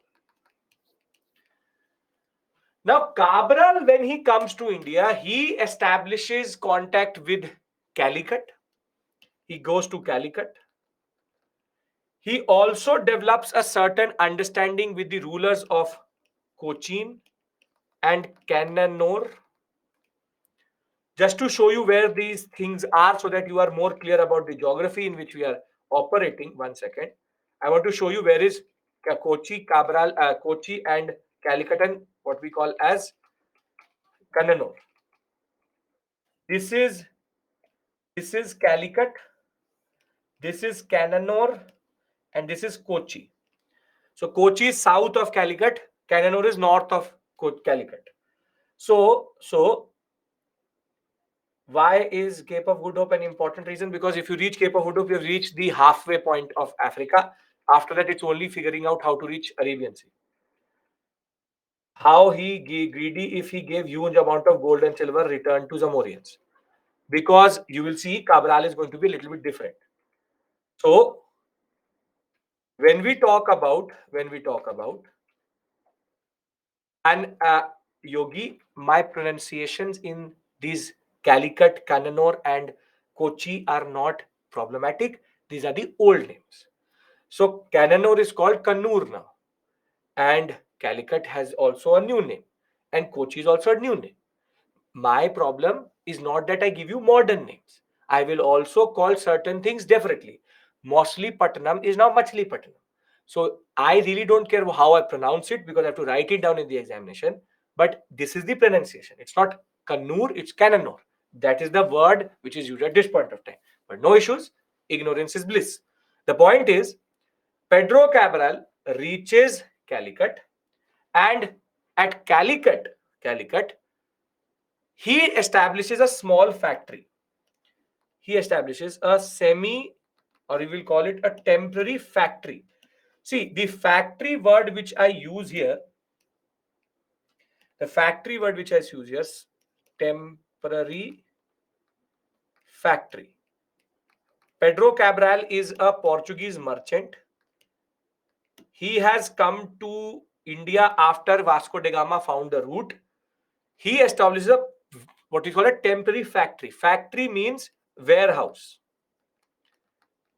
Godam or godown is basically a factory which they call. After Vasco da Gama, Cabral came. Yes, you can see 1498, 1500. No issues, Yogi. 1498, 1500. Now, Cabral is a little bit problematic than Vasco da Gama, because though he has a good relationship with Kochi and Cannanore, and he's good at Calicut also, but now the Portuguese start to show their true intentions to come to India. Vasco da Gama came. I know Vasco da Gama came 2 times. Stage, wait. Listen, suno. Vasco da Gama came first time. Calicut, Zamorians were very good to them. Vasco da Gama kept it to himself. He wanted to trade. Zamorians were happy to trade. But Cabral came with a different intention. Cabral said that now that I've established a temporary factory at Calicut, using his military threat, Cabral says, Zamorians, don't trade with the Arab traders. Let me have the monopoly of all trade which happens on this port. Which is that he says, you trade with me, but you only trade with me. Monopoly. Don't trade with these Arab traders. Don't trade with these local traders. You trade with me. I want all the pepper which you can sell. And if you don't do it, I will use force. So Cabral has that hidden intention of removing the Arab traders and monopolizing this trade. Now, the Zamorians obviously were not going to like it. And the local traders also did not like it. This is imperialism and its action, which is you want to dominate trade by force. So he is trying to dominate trade by force, but the local population did not like it. So what happens is that there is a major conflict which develops, and the conflict leads to this temporary factory being destroyed. So there, the local population, they remove Cabral and they destroy this factory also. That how can you say? Who are you? And that is why in most or some of the books which do not understand Portuguese history, they will say that the first factory of the Portuguese is in Calicut. But that is incorrect. The factory at Calicut never survived, not even 1 year. They had established a temporary factory, but that was destroyed within the first 2 to 3 months of its existence because Cabral became very, very aggressive. So when Cabral, the temporary factory is destroyed, he moves out of Calicut and goes to Kochi and Cananore and then goes back. But now what he has done is that when in 1501 Vasco da Gama comes back at Calicut, he is met with hostility. उसे समझ ही नहीं आया what happened. He did not know what happened. Cabral is a Portuguese. So when he reached Calicut again, he said, "Hi Zamorians, do you remember me?" He said, "We remember you very well. बाहर निकल जाओ. Leave Calicut right now. Because Portuguese are not welcomed in Calicut." Now this is basically like your brother going and beating up your friend, and then you go and meeting your friend. So you don't know what has happened in the background. You are going all that I will get pepper, I will take it back to Portugal. Now Vasco da Gama says, "Aisa kya ho gaya bhai? What happened? I didn't do anything." He said, "No Portuguese available here." And now he will again trade with Kochi and Cananore. So basically, Calicut got closed for the Portuguese very quickly. However, after realizing that they could trade from Kochi and Cananore, in 1503, the first factory or permanent factory of the Portuguese is established in Cochin or Kochi or Cochin, whatever you want to call it. Kochi. And thereafter, 1505, Cananore was the second factory to develop. So you can see that the Portuguese are spreading their wings. And understand this point, the Mughals are not even in the picture. There are 20 more years to the Mughals to coming. So the Portuguese are, remember, in Indian history, the first Europeans to come and the last to leave. Portuguese were there in India for 400 years. British were there for 200 years. Portuguese left in 1962. British left in 1947. I will tell you the dates to remember, Lokesh. Don't worry about that. Right now, just understand the story. If Pedro was removed by local, then how will he establish factory? He was removed from the locals from Calicut. Factories separate Kochi and Cananore. First permanent factory, both question. The first factory and first permanent factory is Kochi only. Transitional, the temporary factory is in Calicut, but we don't count it. Calicut is not counted. Kochi is the what we call as first factory of the Portuguese. Sanjeev Sanyal says that Vasco da Gama in his second visit bombarded ruthlessly the coastal areas. Now, I have a lot of respect for that person because of his ancestry. But let it. Vasco da Gama is a trader, not a military general. ठीक है, चलता है. He's Sachin Sanyal's great grandson or grandfather, whatever it may be. So respect hai, let it be there. Okay. Now, perfect, Nitya, nothing better. First factory established by The Cananore jaga hai. Cananore is not a person. What is Cananore? Not who is Cananore. Cananore is a place. First factory, samne screen, in the screen it says first factory is Kochi. Then how can be first factory be Cananore? Vasco da Gama established the first factory. Not Vasco da Gama. The Portuguese later came. Vasco da Gama goes out of the picture after 1501. UPSC doesn't count Calicut as the first factory. Yes. Vasco da Gama established the first factory. It's not Vasco da Gama categorically, it's the Portuguese. Now the crown is sending military expeditions. And these are military ships which are coming and establishing these factories. Are we clear with regards to Kochi and Cananore? Are we clear with regards to this? Yes? Okay. And the problem with what I think what Amrit asked me, right? Amrit, the problem with what you are saying is that there's no direct Amritansh, there is no direct evidence for that. So it may be made up, it may have been talked about. In Portuguese archives, there's nothing like that. And if he had done that, understand this point, there would have been consequences. And Zamorians would not have left the Portuguese like that. So it's not that easy that he'll bombard the whole coast of India and nobody's going to say nothing. We were not that weak at this point of time. And the Portuguese were very cautious in their approach. Okay, 1503, you get first factory Kochi, and 1505, Cananore. अच्छा लगता है, बोलने में अच्छा लगता है. It's a dramatic way of writing semi-fiction history, but not true. So 1505, Cananore. Now, once Cananore is established, the Portuguese now start to appoint officers to take care of these establishments. And the first governor of Portuguese settlements is now appointed by the Portuguese crown. And his name, Henry the Navigator, was the person who funded most of these expeditions. He's a very important ruler. He's called Henry the Navigator because he was very, from Diaz to Vasco da Gama, Henry the Navigator gave a lot of money. Money was needed to come to India. He funded it.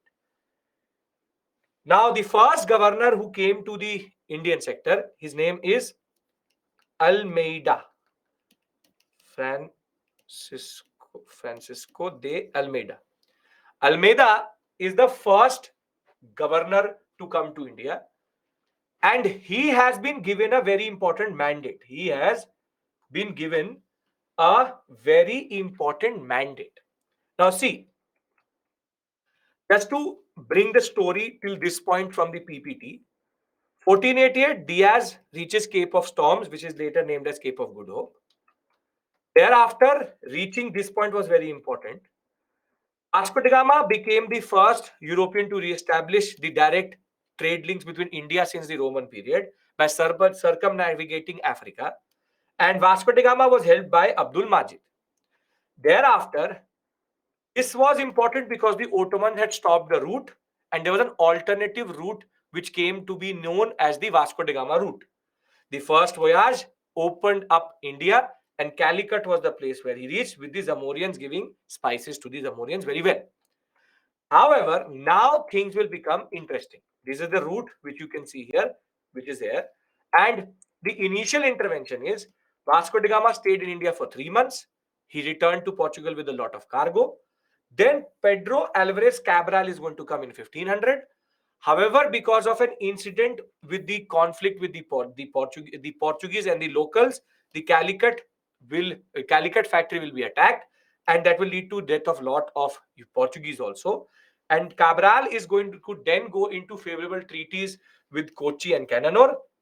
When he will come back in 1501, conflict with Zamorians is going to be there, and Vasco da Gama will have no other option. Have a small skirmish, but he will have to go to Kochi and Cananore. So, therefore, the first factory in India was established at Kochi and then at Cananore. Now, I want to take the story forward with taking Francisco de Almeida as the most important person. Governor would report to the Portuguese crown. Now, the Portuguese control Kochi and Cananor. And Almeida has come and become the governor of this area. Now, Almeida has been given a very important mandate. And that mandate is that dominate and secure all trade in Arabian Sea and basically make Portuguese the most dominant power.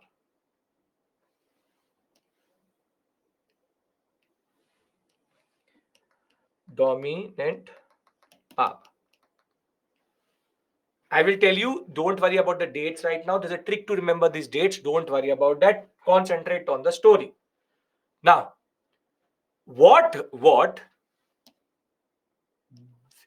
Almeida does is that in this whole sector, he introduces, this is not a Portuguese East India Company. It's a Portuguese crown acting through the governors. So the governors were controlled by the crown separately. There's no East India Company here. It's not a company which they send. This is directly acting in the name of the king. Now, in this area, you don't need to know who's the Portuguese king. That part, I don't want to put in more and more information. I'm not the one who ever gives unnecessary information. I know already too much to learn, only necessary information. So, Almeida will introduce in this area what we call as the Blue Waters Policy. And Blue Waters Policy was a very interesting way in which the Portuguese wanted to dominate this area. What this Blue Waters Policy said, that if anyone wants to trade and operate in this area,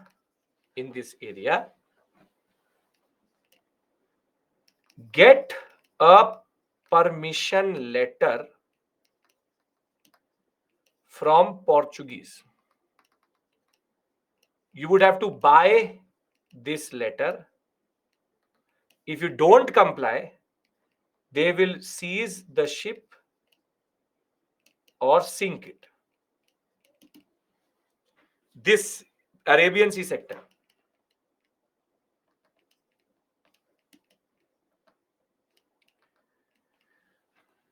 Basically, this is also called the Cartas system.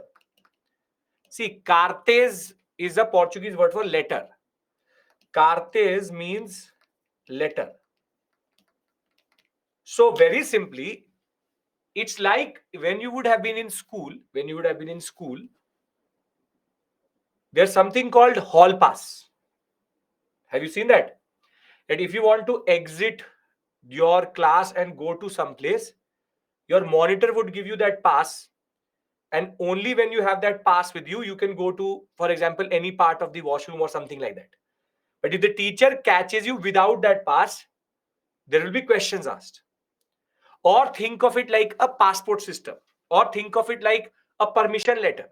If you are and this is basically, understand this point, this is basically all arbitrary power being pushed by the Portuguese. Portuguese have no right to do this, but the Portuguese say that we have two big military ships. And if you have been, and see, obviously, to apply it in an area like the Arabian Sea, you need thousands of ships that Portuguese don't have. But if the Portuguese intercept you and they say, do you have the cartas? Half of the people say, what cartas? Kya cartas? What is cartas? They said, we are the the dominant power in this area. We protect the Arabian Sea. Take the Kartas from us. If not, we will take your ship or we will sink it. Basically, they are dominating this area through military power. This is imperialism. That you are basically indirectly controlling this whole sector to the blue waters policy. You will intercept or you will destroy any ship which you don't have given permission to. So imagine that India says to every plane flying over India that if you do not pay a ransom or if you don't pay a tax to use Indian airspace, we will shoot down your plane. That is the type of policy which they've taken. You need permission of the Portuguese. I don't know who made the Portuguese the monitor of this area, but it's a self-proclaimed imperialistic European dominating understanding which is making them do this.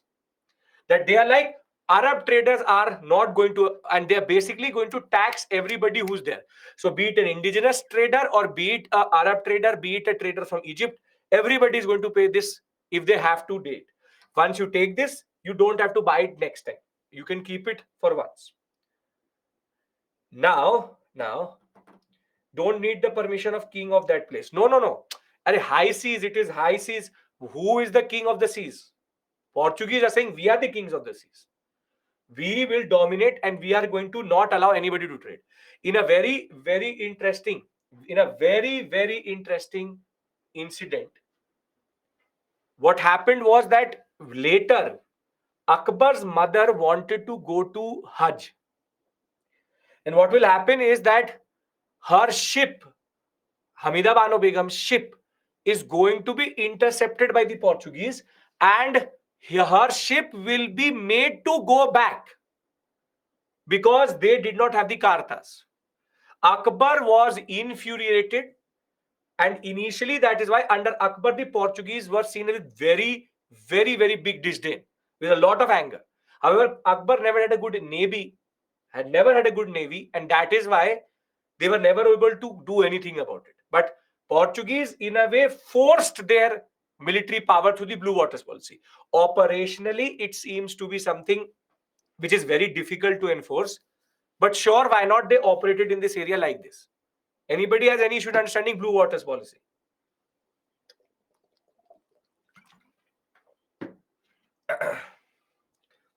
Anyone?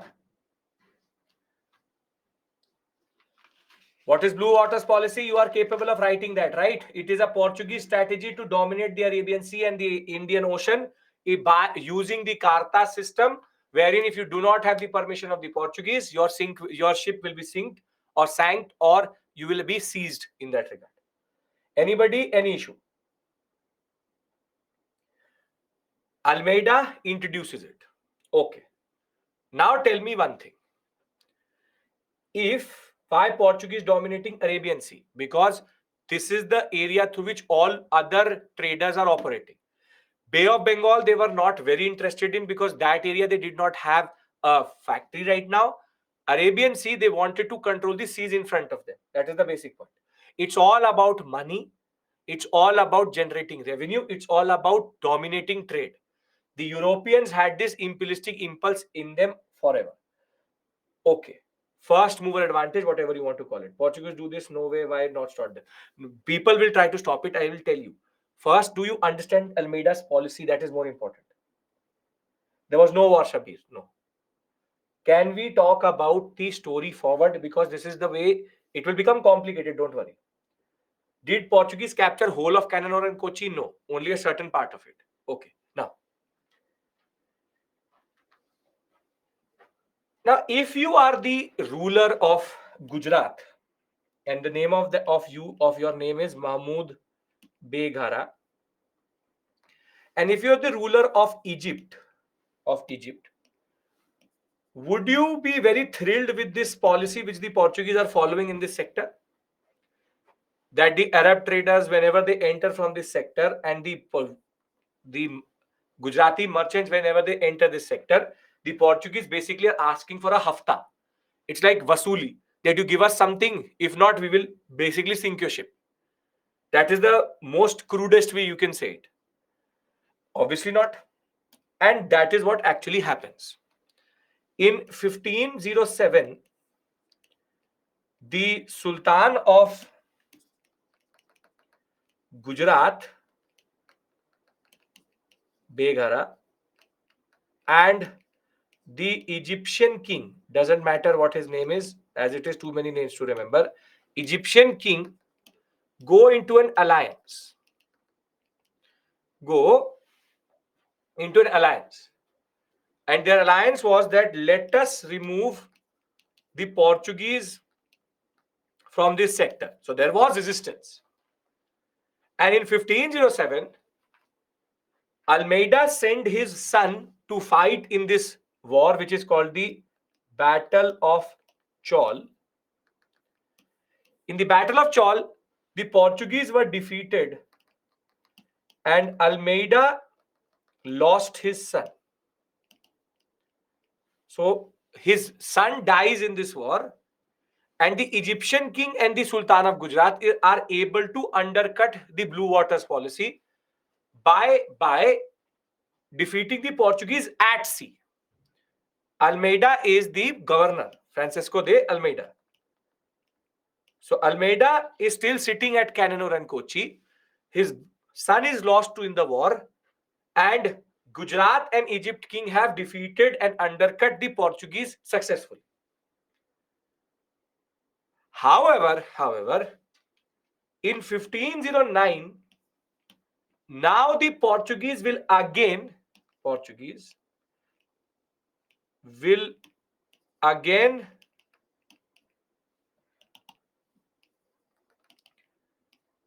assert their power, and it is called the Battle of Dew, in which the Portuguese are going to fight with again Egypt. Egypt does not mean Ottoman Empire. Egypt, Sultan of Egypt, and Gujarat. And this time the Portuguese will win. Almeida will take revenge for his son's death. And basically, this will establish the Portuguese as a superior naval power in this area. So now the Portuguese have been able to re-establish their power. The rulers of Kochi and Cananore are oblivious of the Portuguese, what they're doing in the north. They don't care. The Portuguese are just operating, bringing in trade. They are happy. This is again a myopic vision of the rulers of Cananore and Kochi, but that is the way it is. So you can see something that between 1505 and 1509, Portuguese lost India and then regained their power back in the high seas. Now what is going to happen is that Almeida will be recalled back, and in 1509, late 1509 and 1510, the most powerful Portuguese governor will come to India, the second major governor, the most powerful in the real consolidator of the power of the Portuguese in India and across the Indian Ocean. His name, Alfonso de Albuquerque. Please, one thing very important. His name is not Albuquerque. His name is Albuquerque. In Portuguese language, QUE is K. So if I write my name, it will be something like this. Abhishek. Abhishek. This is the way you write Abhishek in Portuguese language. So QU is K, not Karki. So it's not Ki, it's K. The way you write K. So his name is Alfonso de Albuquerque. 1509, the Portuguese have reasserted their power. Almeida is called back, and Alfonso de Albuquerque is sent. Albuquerque is sent. And he will do 2 to 3 very important things. Alfonso de Albuquerque will in 1510 wrestle control of Goa out of the sultans of Bijapur. Bijapur used to be Bijapur, Golconda, Berar. You would have heard about these small areas. The Sultan of Bijapur, Albuquerque, fought with him and was able to take a very important port, which is going to be Goa. So Goa came under their control in 1510.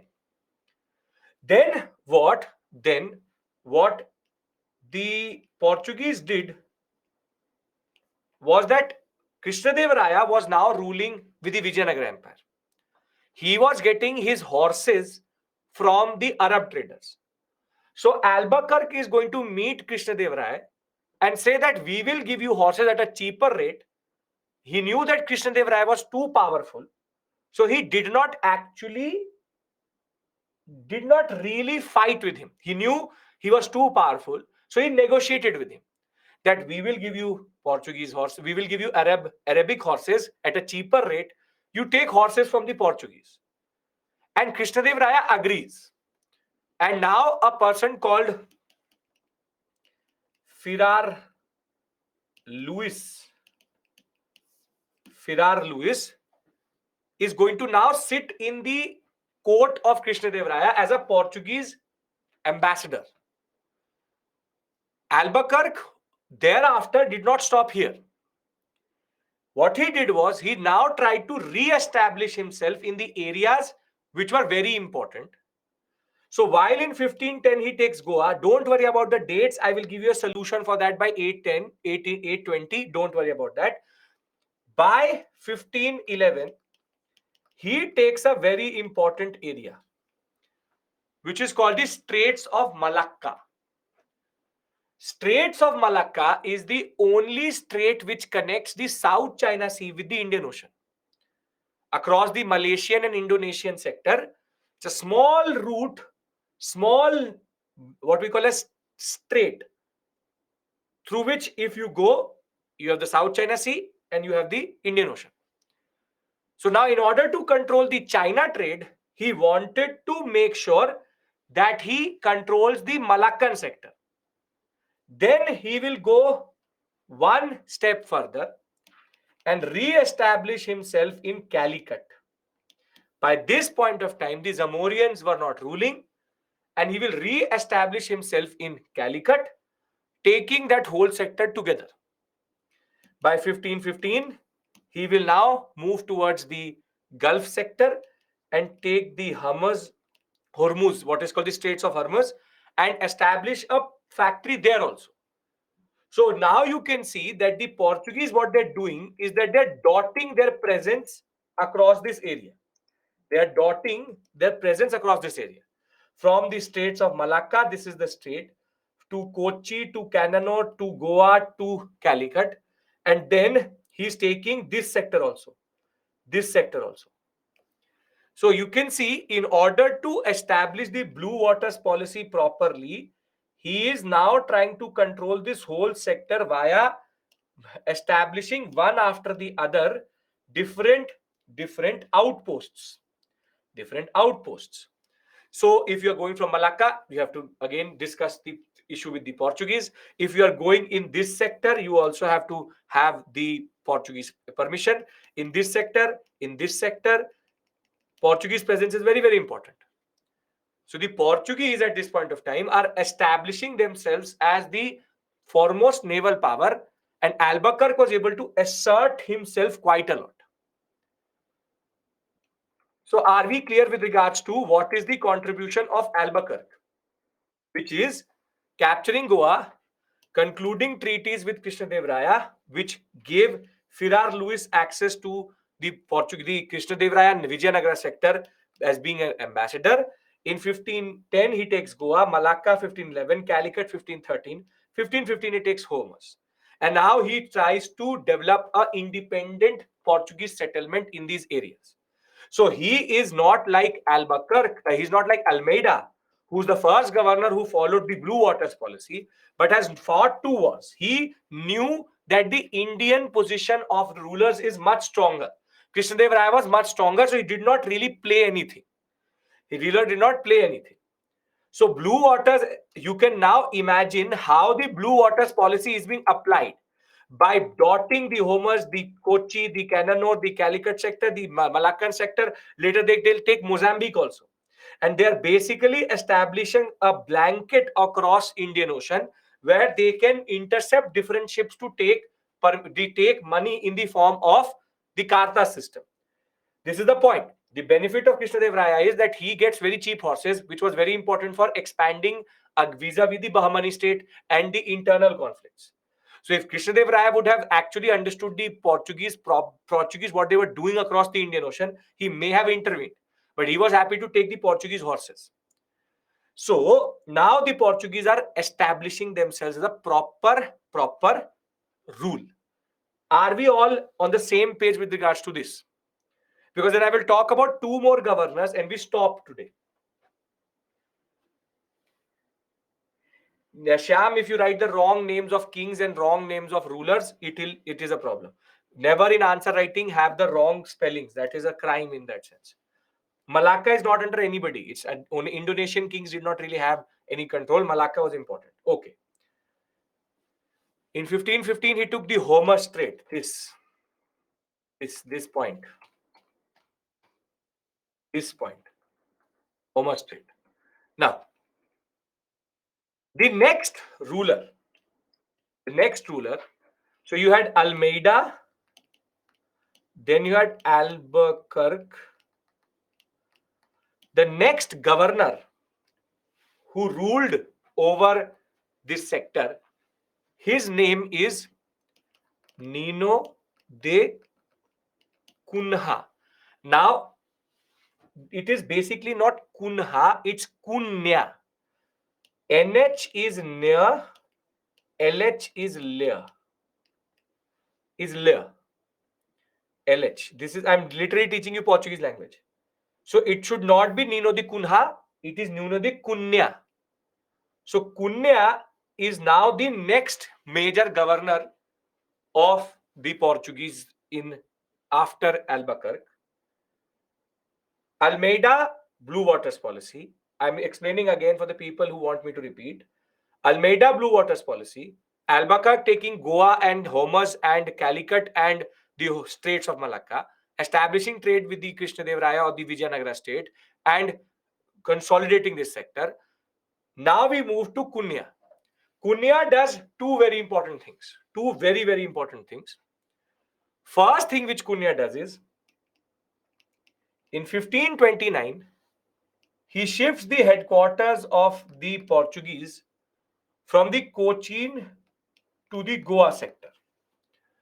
Goa becomes the headquarters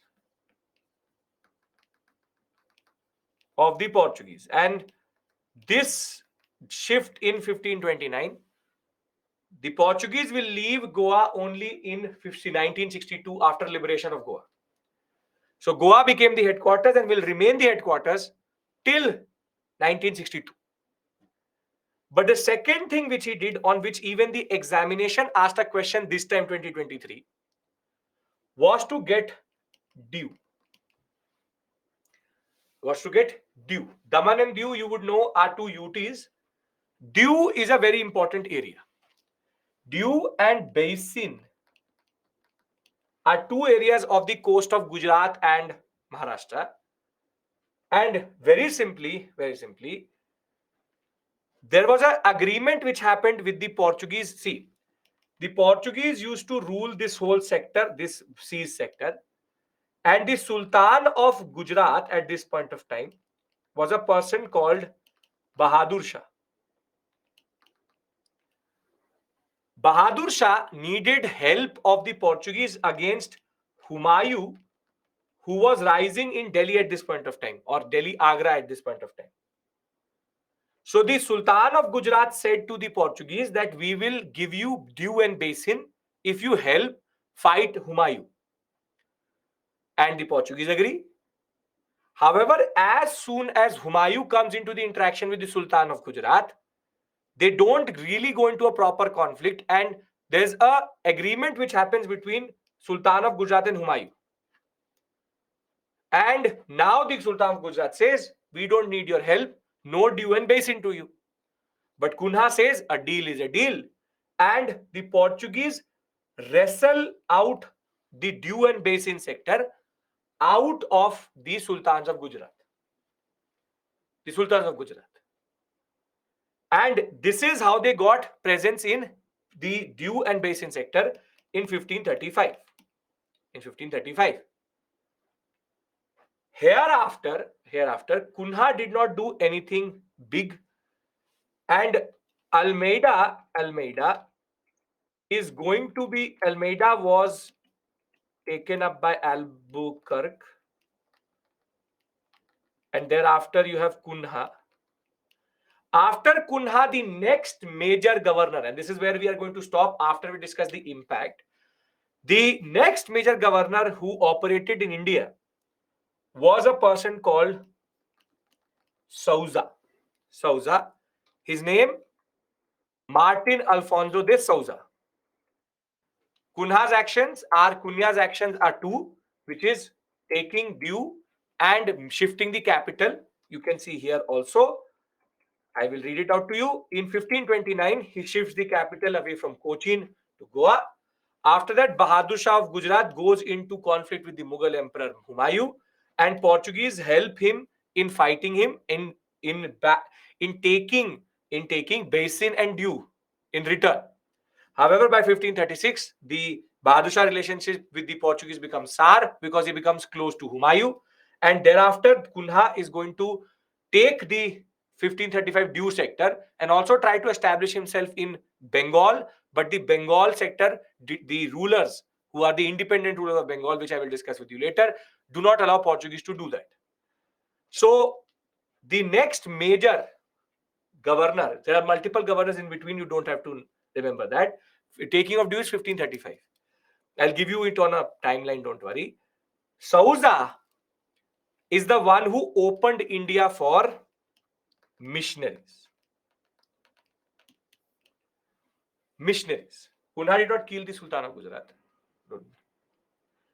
He allowed missionaries to enter into India. Basically, they are saints who come and convert. And the first Jesuit priest who came to India under the scheme of Souza is Francis Xavier.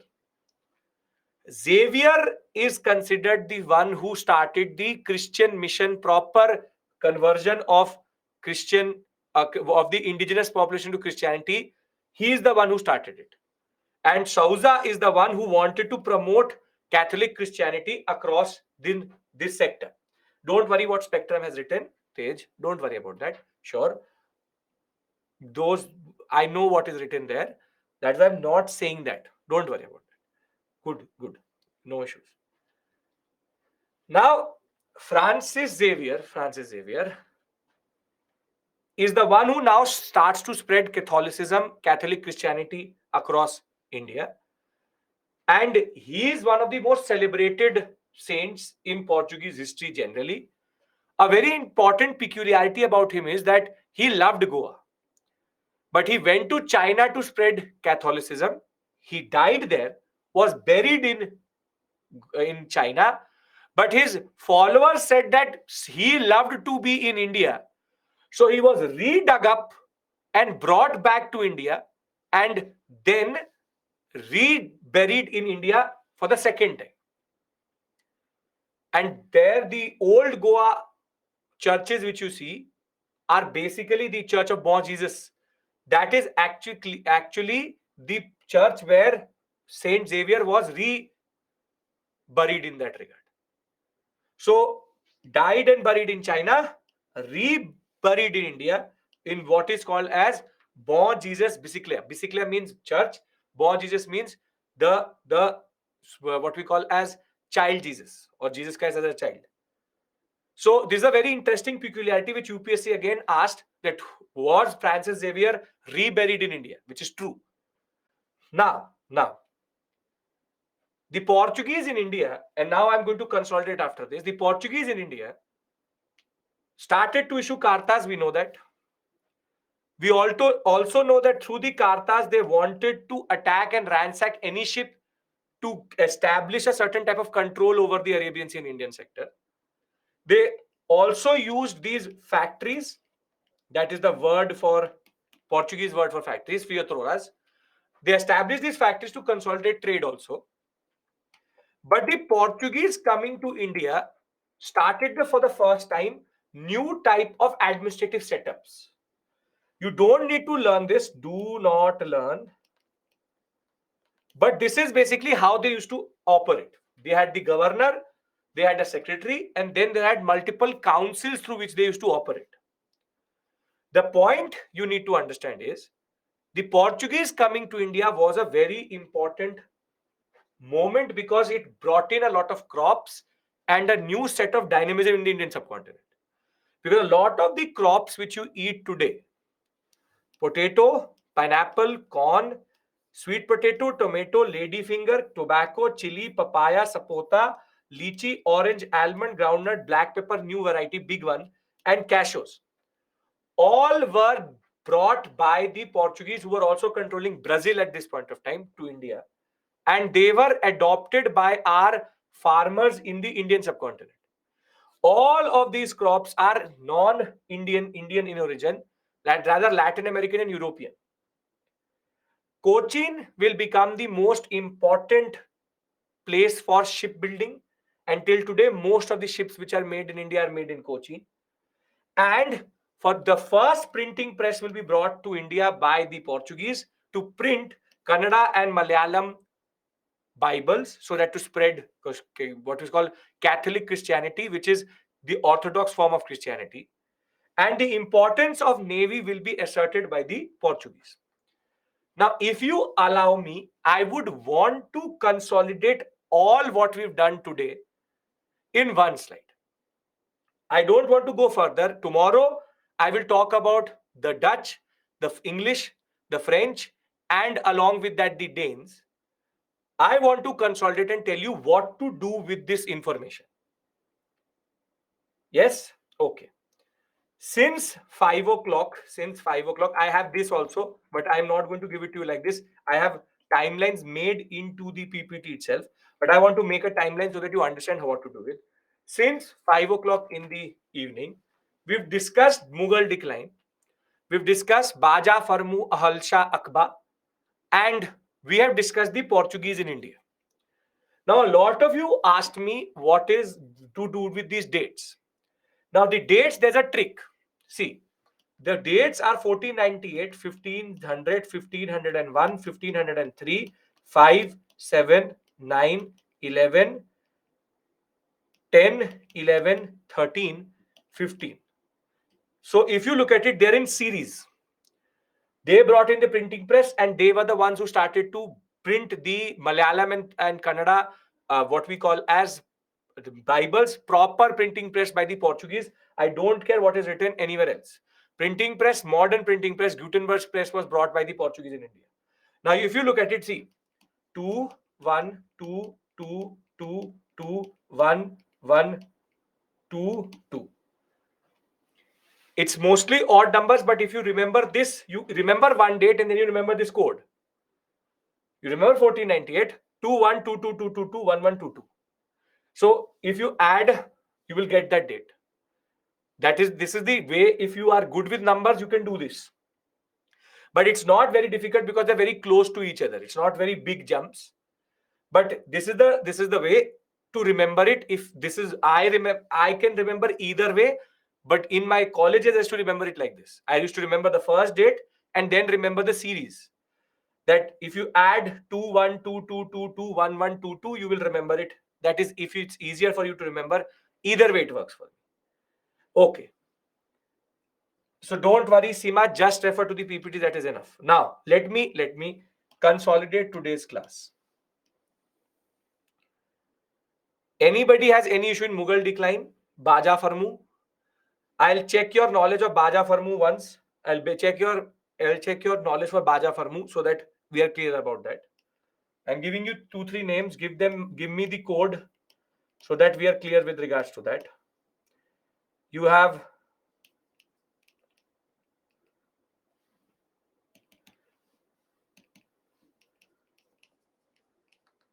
Akbar II, Bahadur Shah, Jahandar Shah, and Alamgir. Give me the code.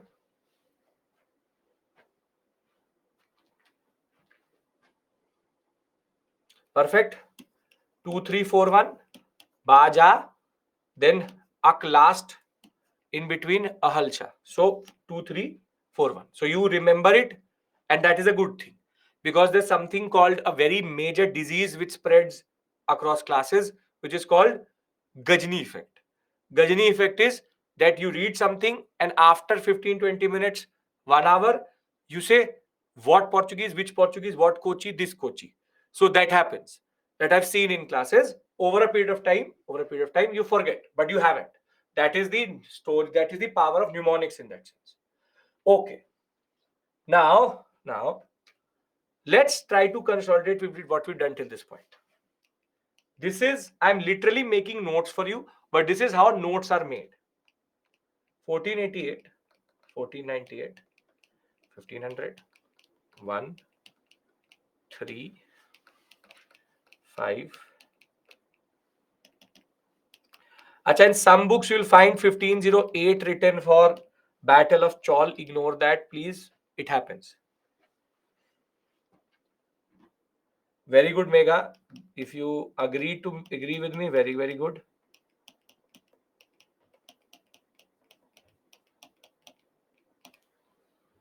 One second.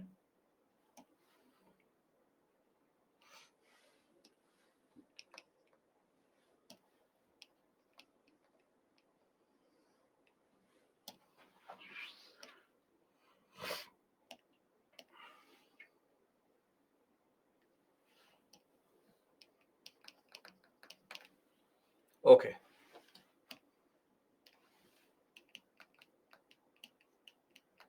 Diaz reaches Cape of Good Hope. Vasco da Gama reaches India, Calicut. Abdul Majid. 1500, you have Cabral comes to India, fights with Zamorians.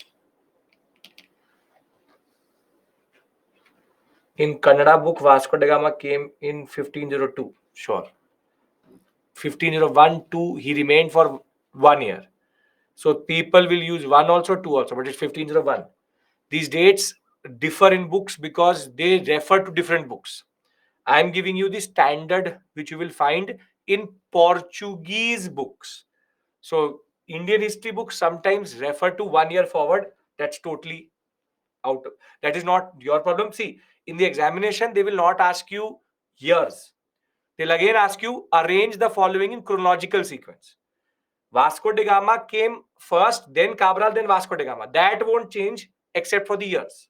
Getting my point? That the events matter to us rather than the dates. But I'm giving you dates so that you can remember it in a better way.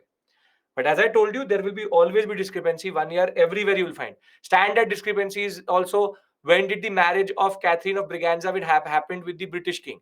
It's 1661, but most of the books will write 1662. But it's 1661. So it happens. It is a standard thing which happens.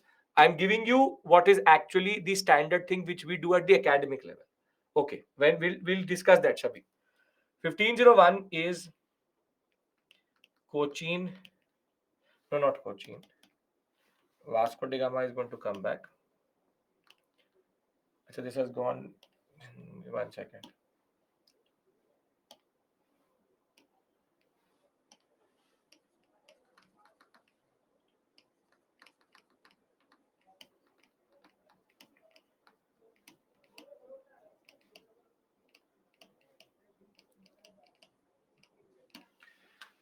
1503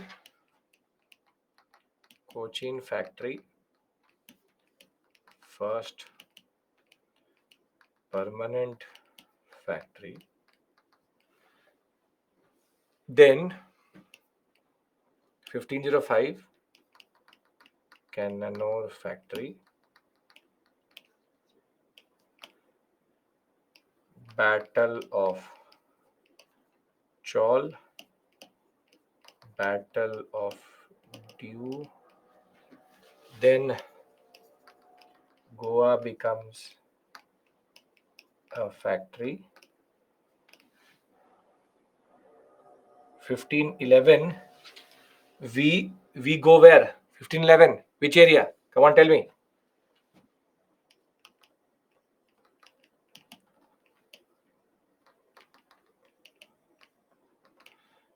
Calicut becomes factory. Hormuz becomes factory.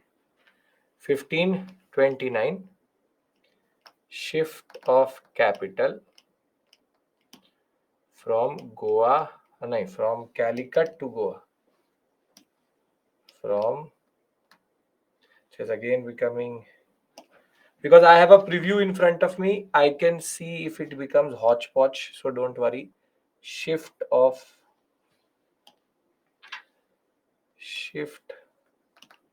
from Cochin to Goa, and Dew is captured along with Basin. You don't have to make this, you will get it as part of the annotated PPT. So don't worry about that. Almeida, Albuquerque, Cunha, Souza. Now, whatever is written on this slide, can you understand it? Sir, I think it is 1512 rather than 1513. You can sure be who, but it is 1513. Some books, again, 1 year up down, I don't care. But are we clear with regards to this? 15, see, Diaz reaches, Vasco da Gama reaches Calicut, Vasco Cabral comes, fights, Vasco da Gama again comes, Kochi, Cannanore, Battle of Chaul, Battle of Dew against, Goa becomes a colony, States of Malacca, Calicut, Hormuz, then shift from Kochi to Goa, and then Dew is captured. This is how you make a mind map. This is how you consolidate. See, Lakshay, in the examination, the years don't matter, but the sequence of event matters. So very simply, the sequence of events don't change irrespective of the year if it is one down, one up, one down. Pratik, there's black pepper, which is Indian variety. There's black pepper, which is also Brazilian variety. Okay. Can I now leave you today with this satisfaction or understanding that you understand what we've done today? You don't now have a fear of a little bit of things which you came up with, inhibitions which you came in class with. And are we in the right direction when it comes to pace and concept itself? Are we clear with regards to that? This method is working for you. This is okay. All is good. Yes. Okay. Perfect. So I will see you tomorrow at 5 and we'll take this story forward. One of you pointed me out that I should not take the questions in between. That becomes distracting. But the problem is that the chat goes up like this. So if I leave the questions in between, then I will never be able to answer them. I understand why you say it. I keep it minimal as possible. The SM is to answer there, but I have to do it because if I can't see it later, I would have to look for it. So I hope you understand my problem there. Okay. So ancient medieval art and culture in the morning, if somebody wants to join. If not, I see you tomorrow again with Portuguese history. Taking it forward, talking about the English, French, Dane, and the Dutch. Abdul Majid is the person who was the pilot who brought them to India. Yes? Okay. So don't worry, you are now capable of doing something which you were not able to. So by the time you finish modern India, you will be an expert of it. That I guarantee to you. Okay. Morning is 6 a.m. Okay. Morning geography and history is done. Okay. Thank you. I'll see you tomorrow. The SME is there to answer some of your questions. Thank you. Take care. And remember, only have to revise. PPT is more than enough. Don't worry. Thank you. Take care. Good night.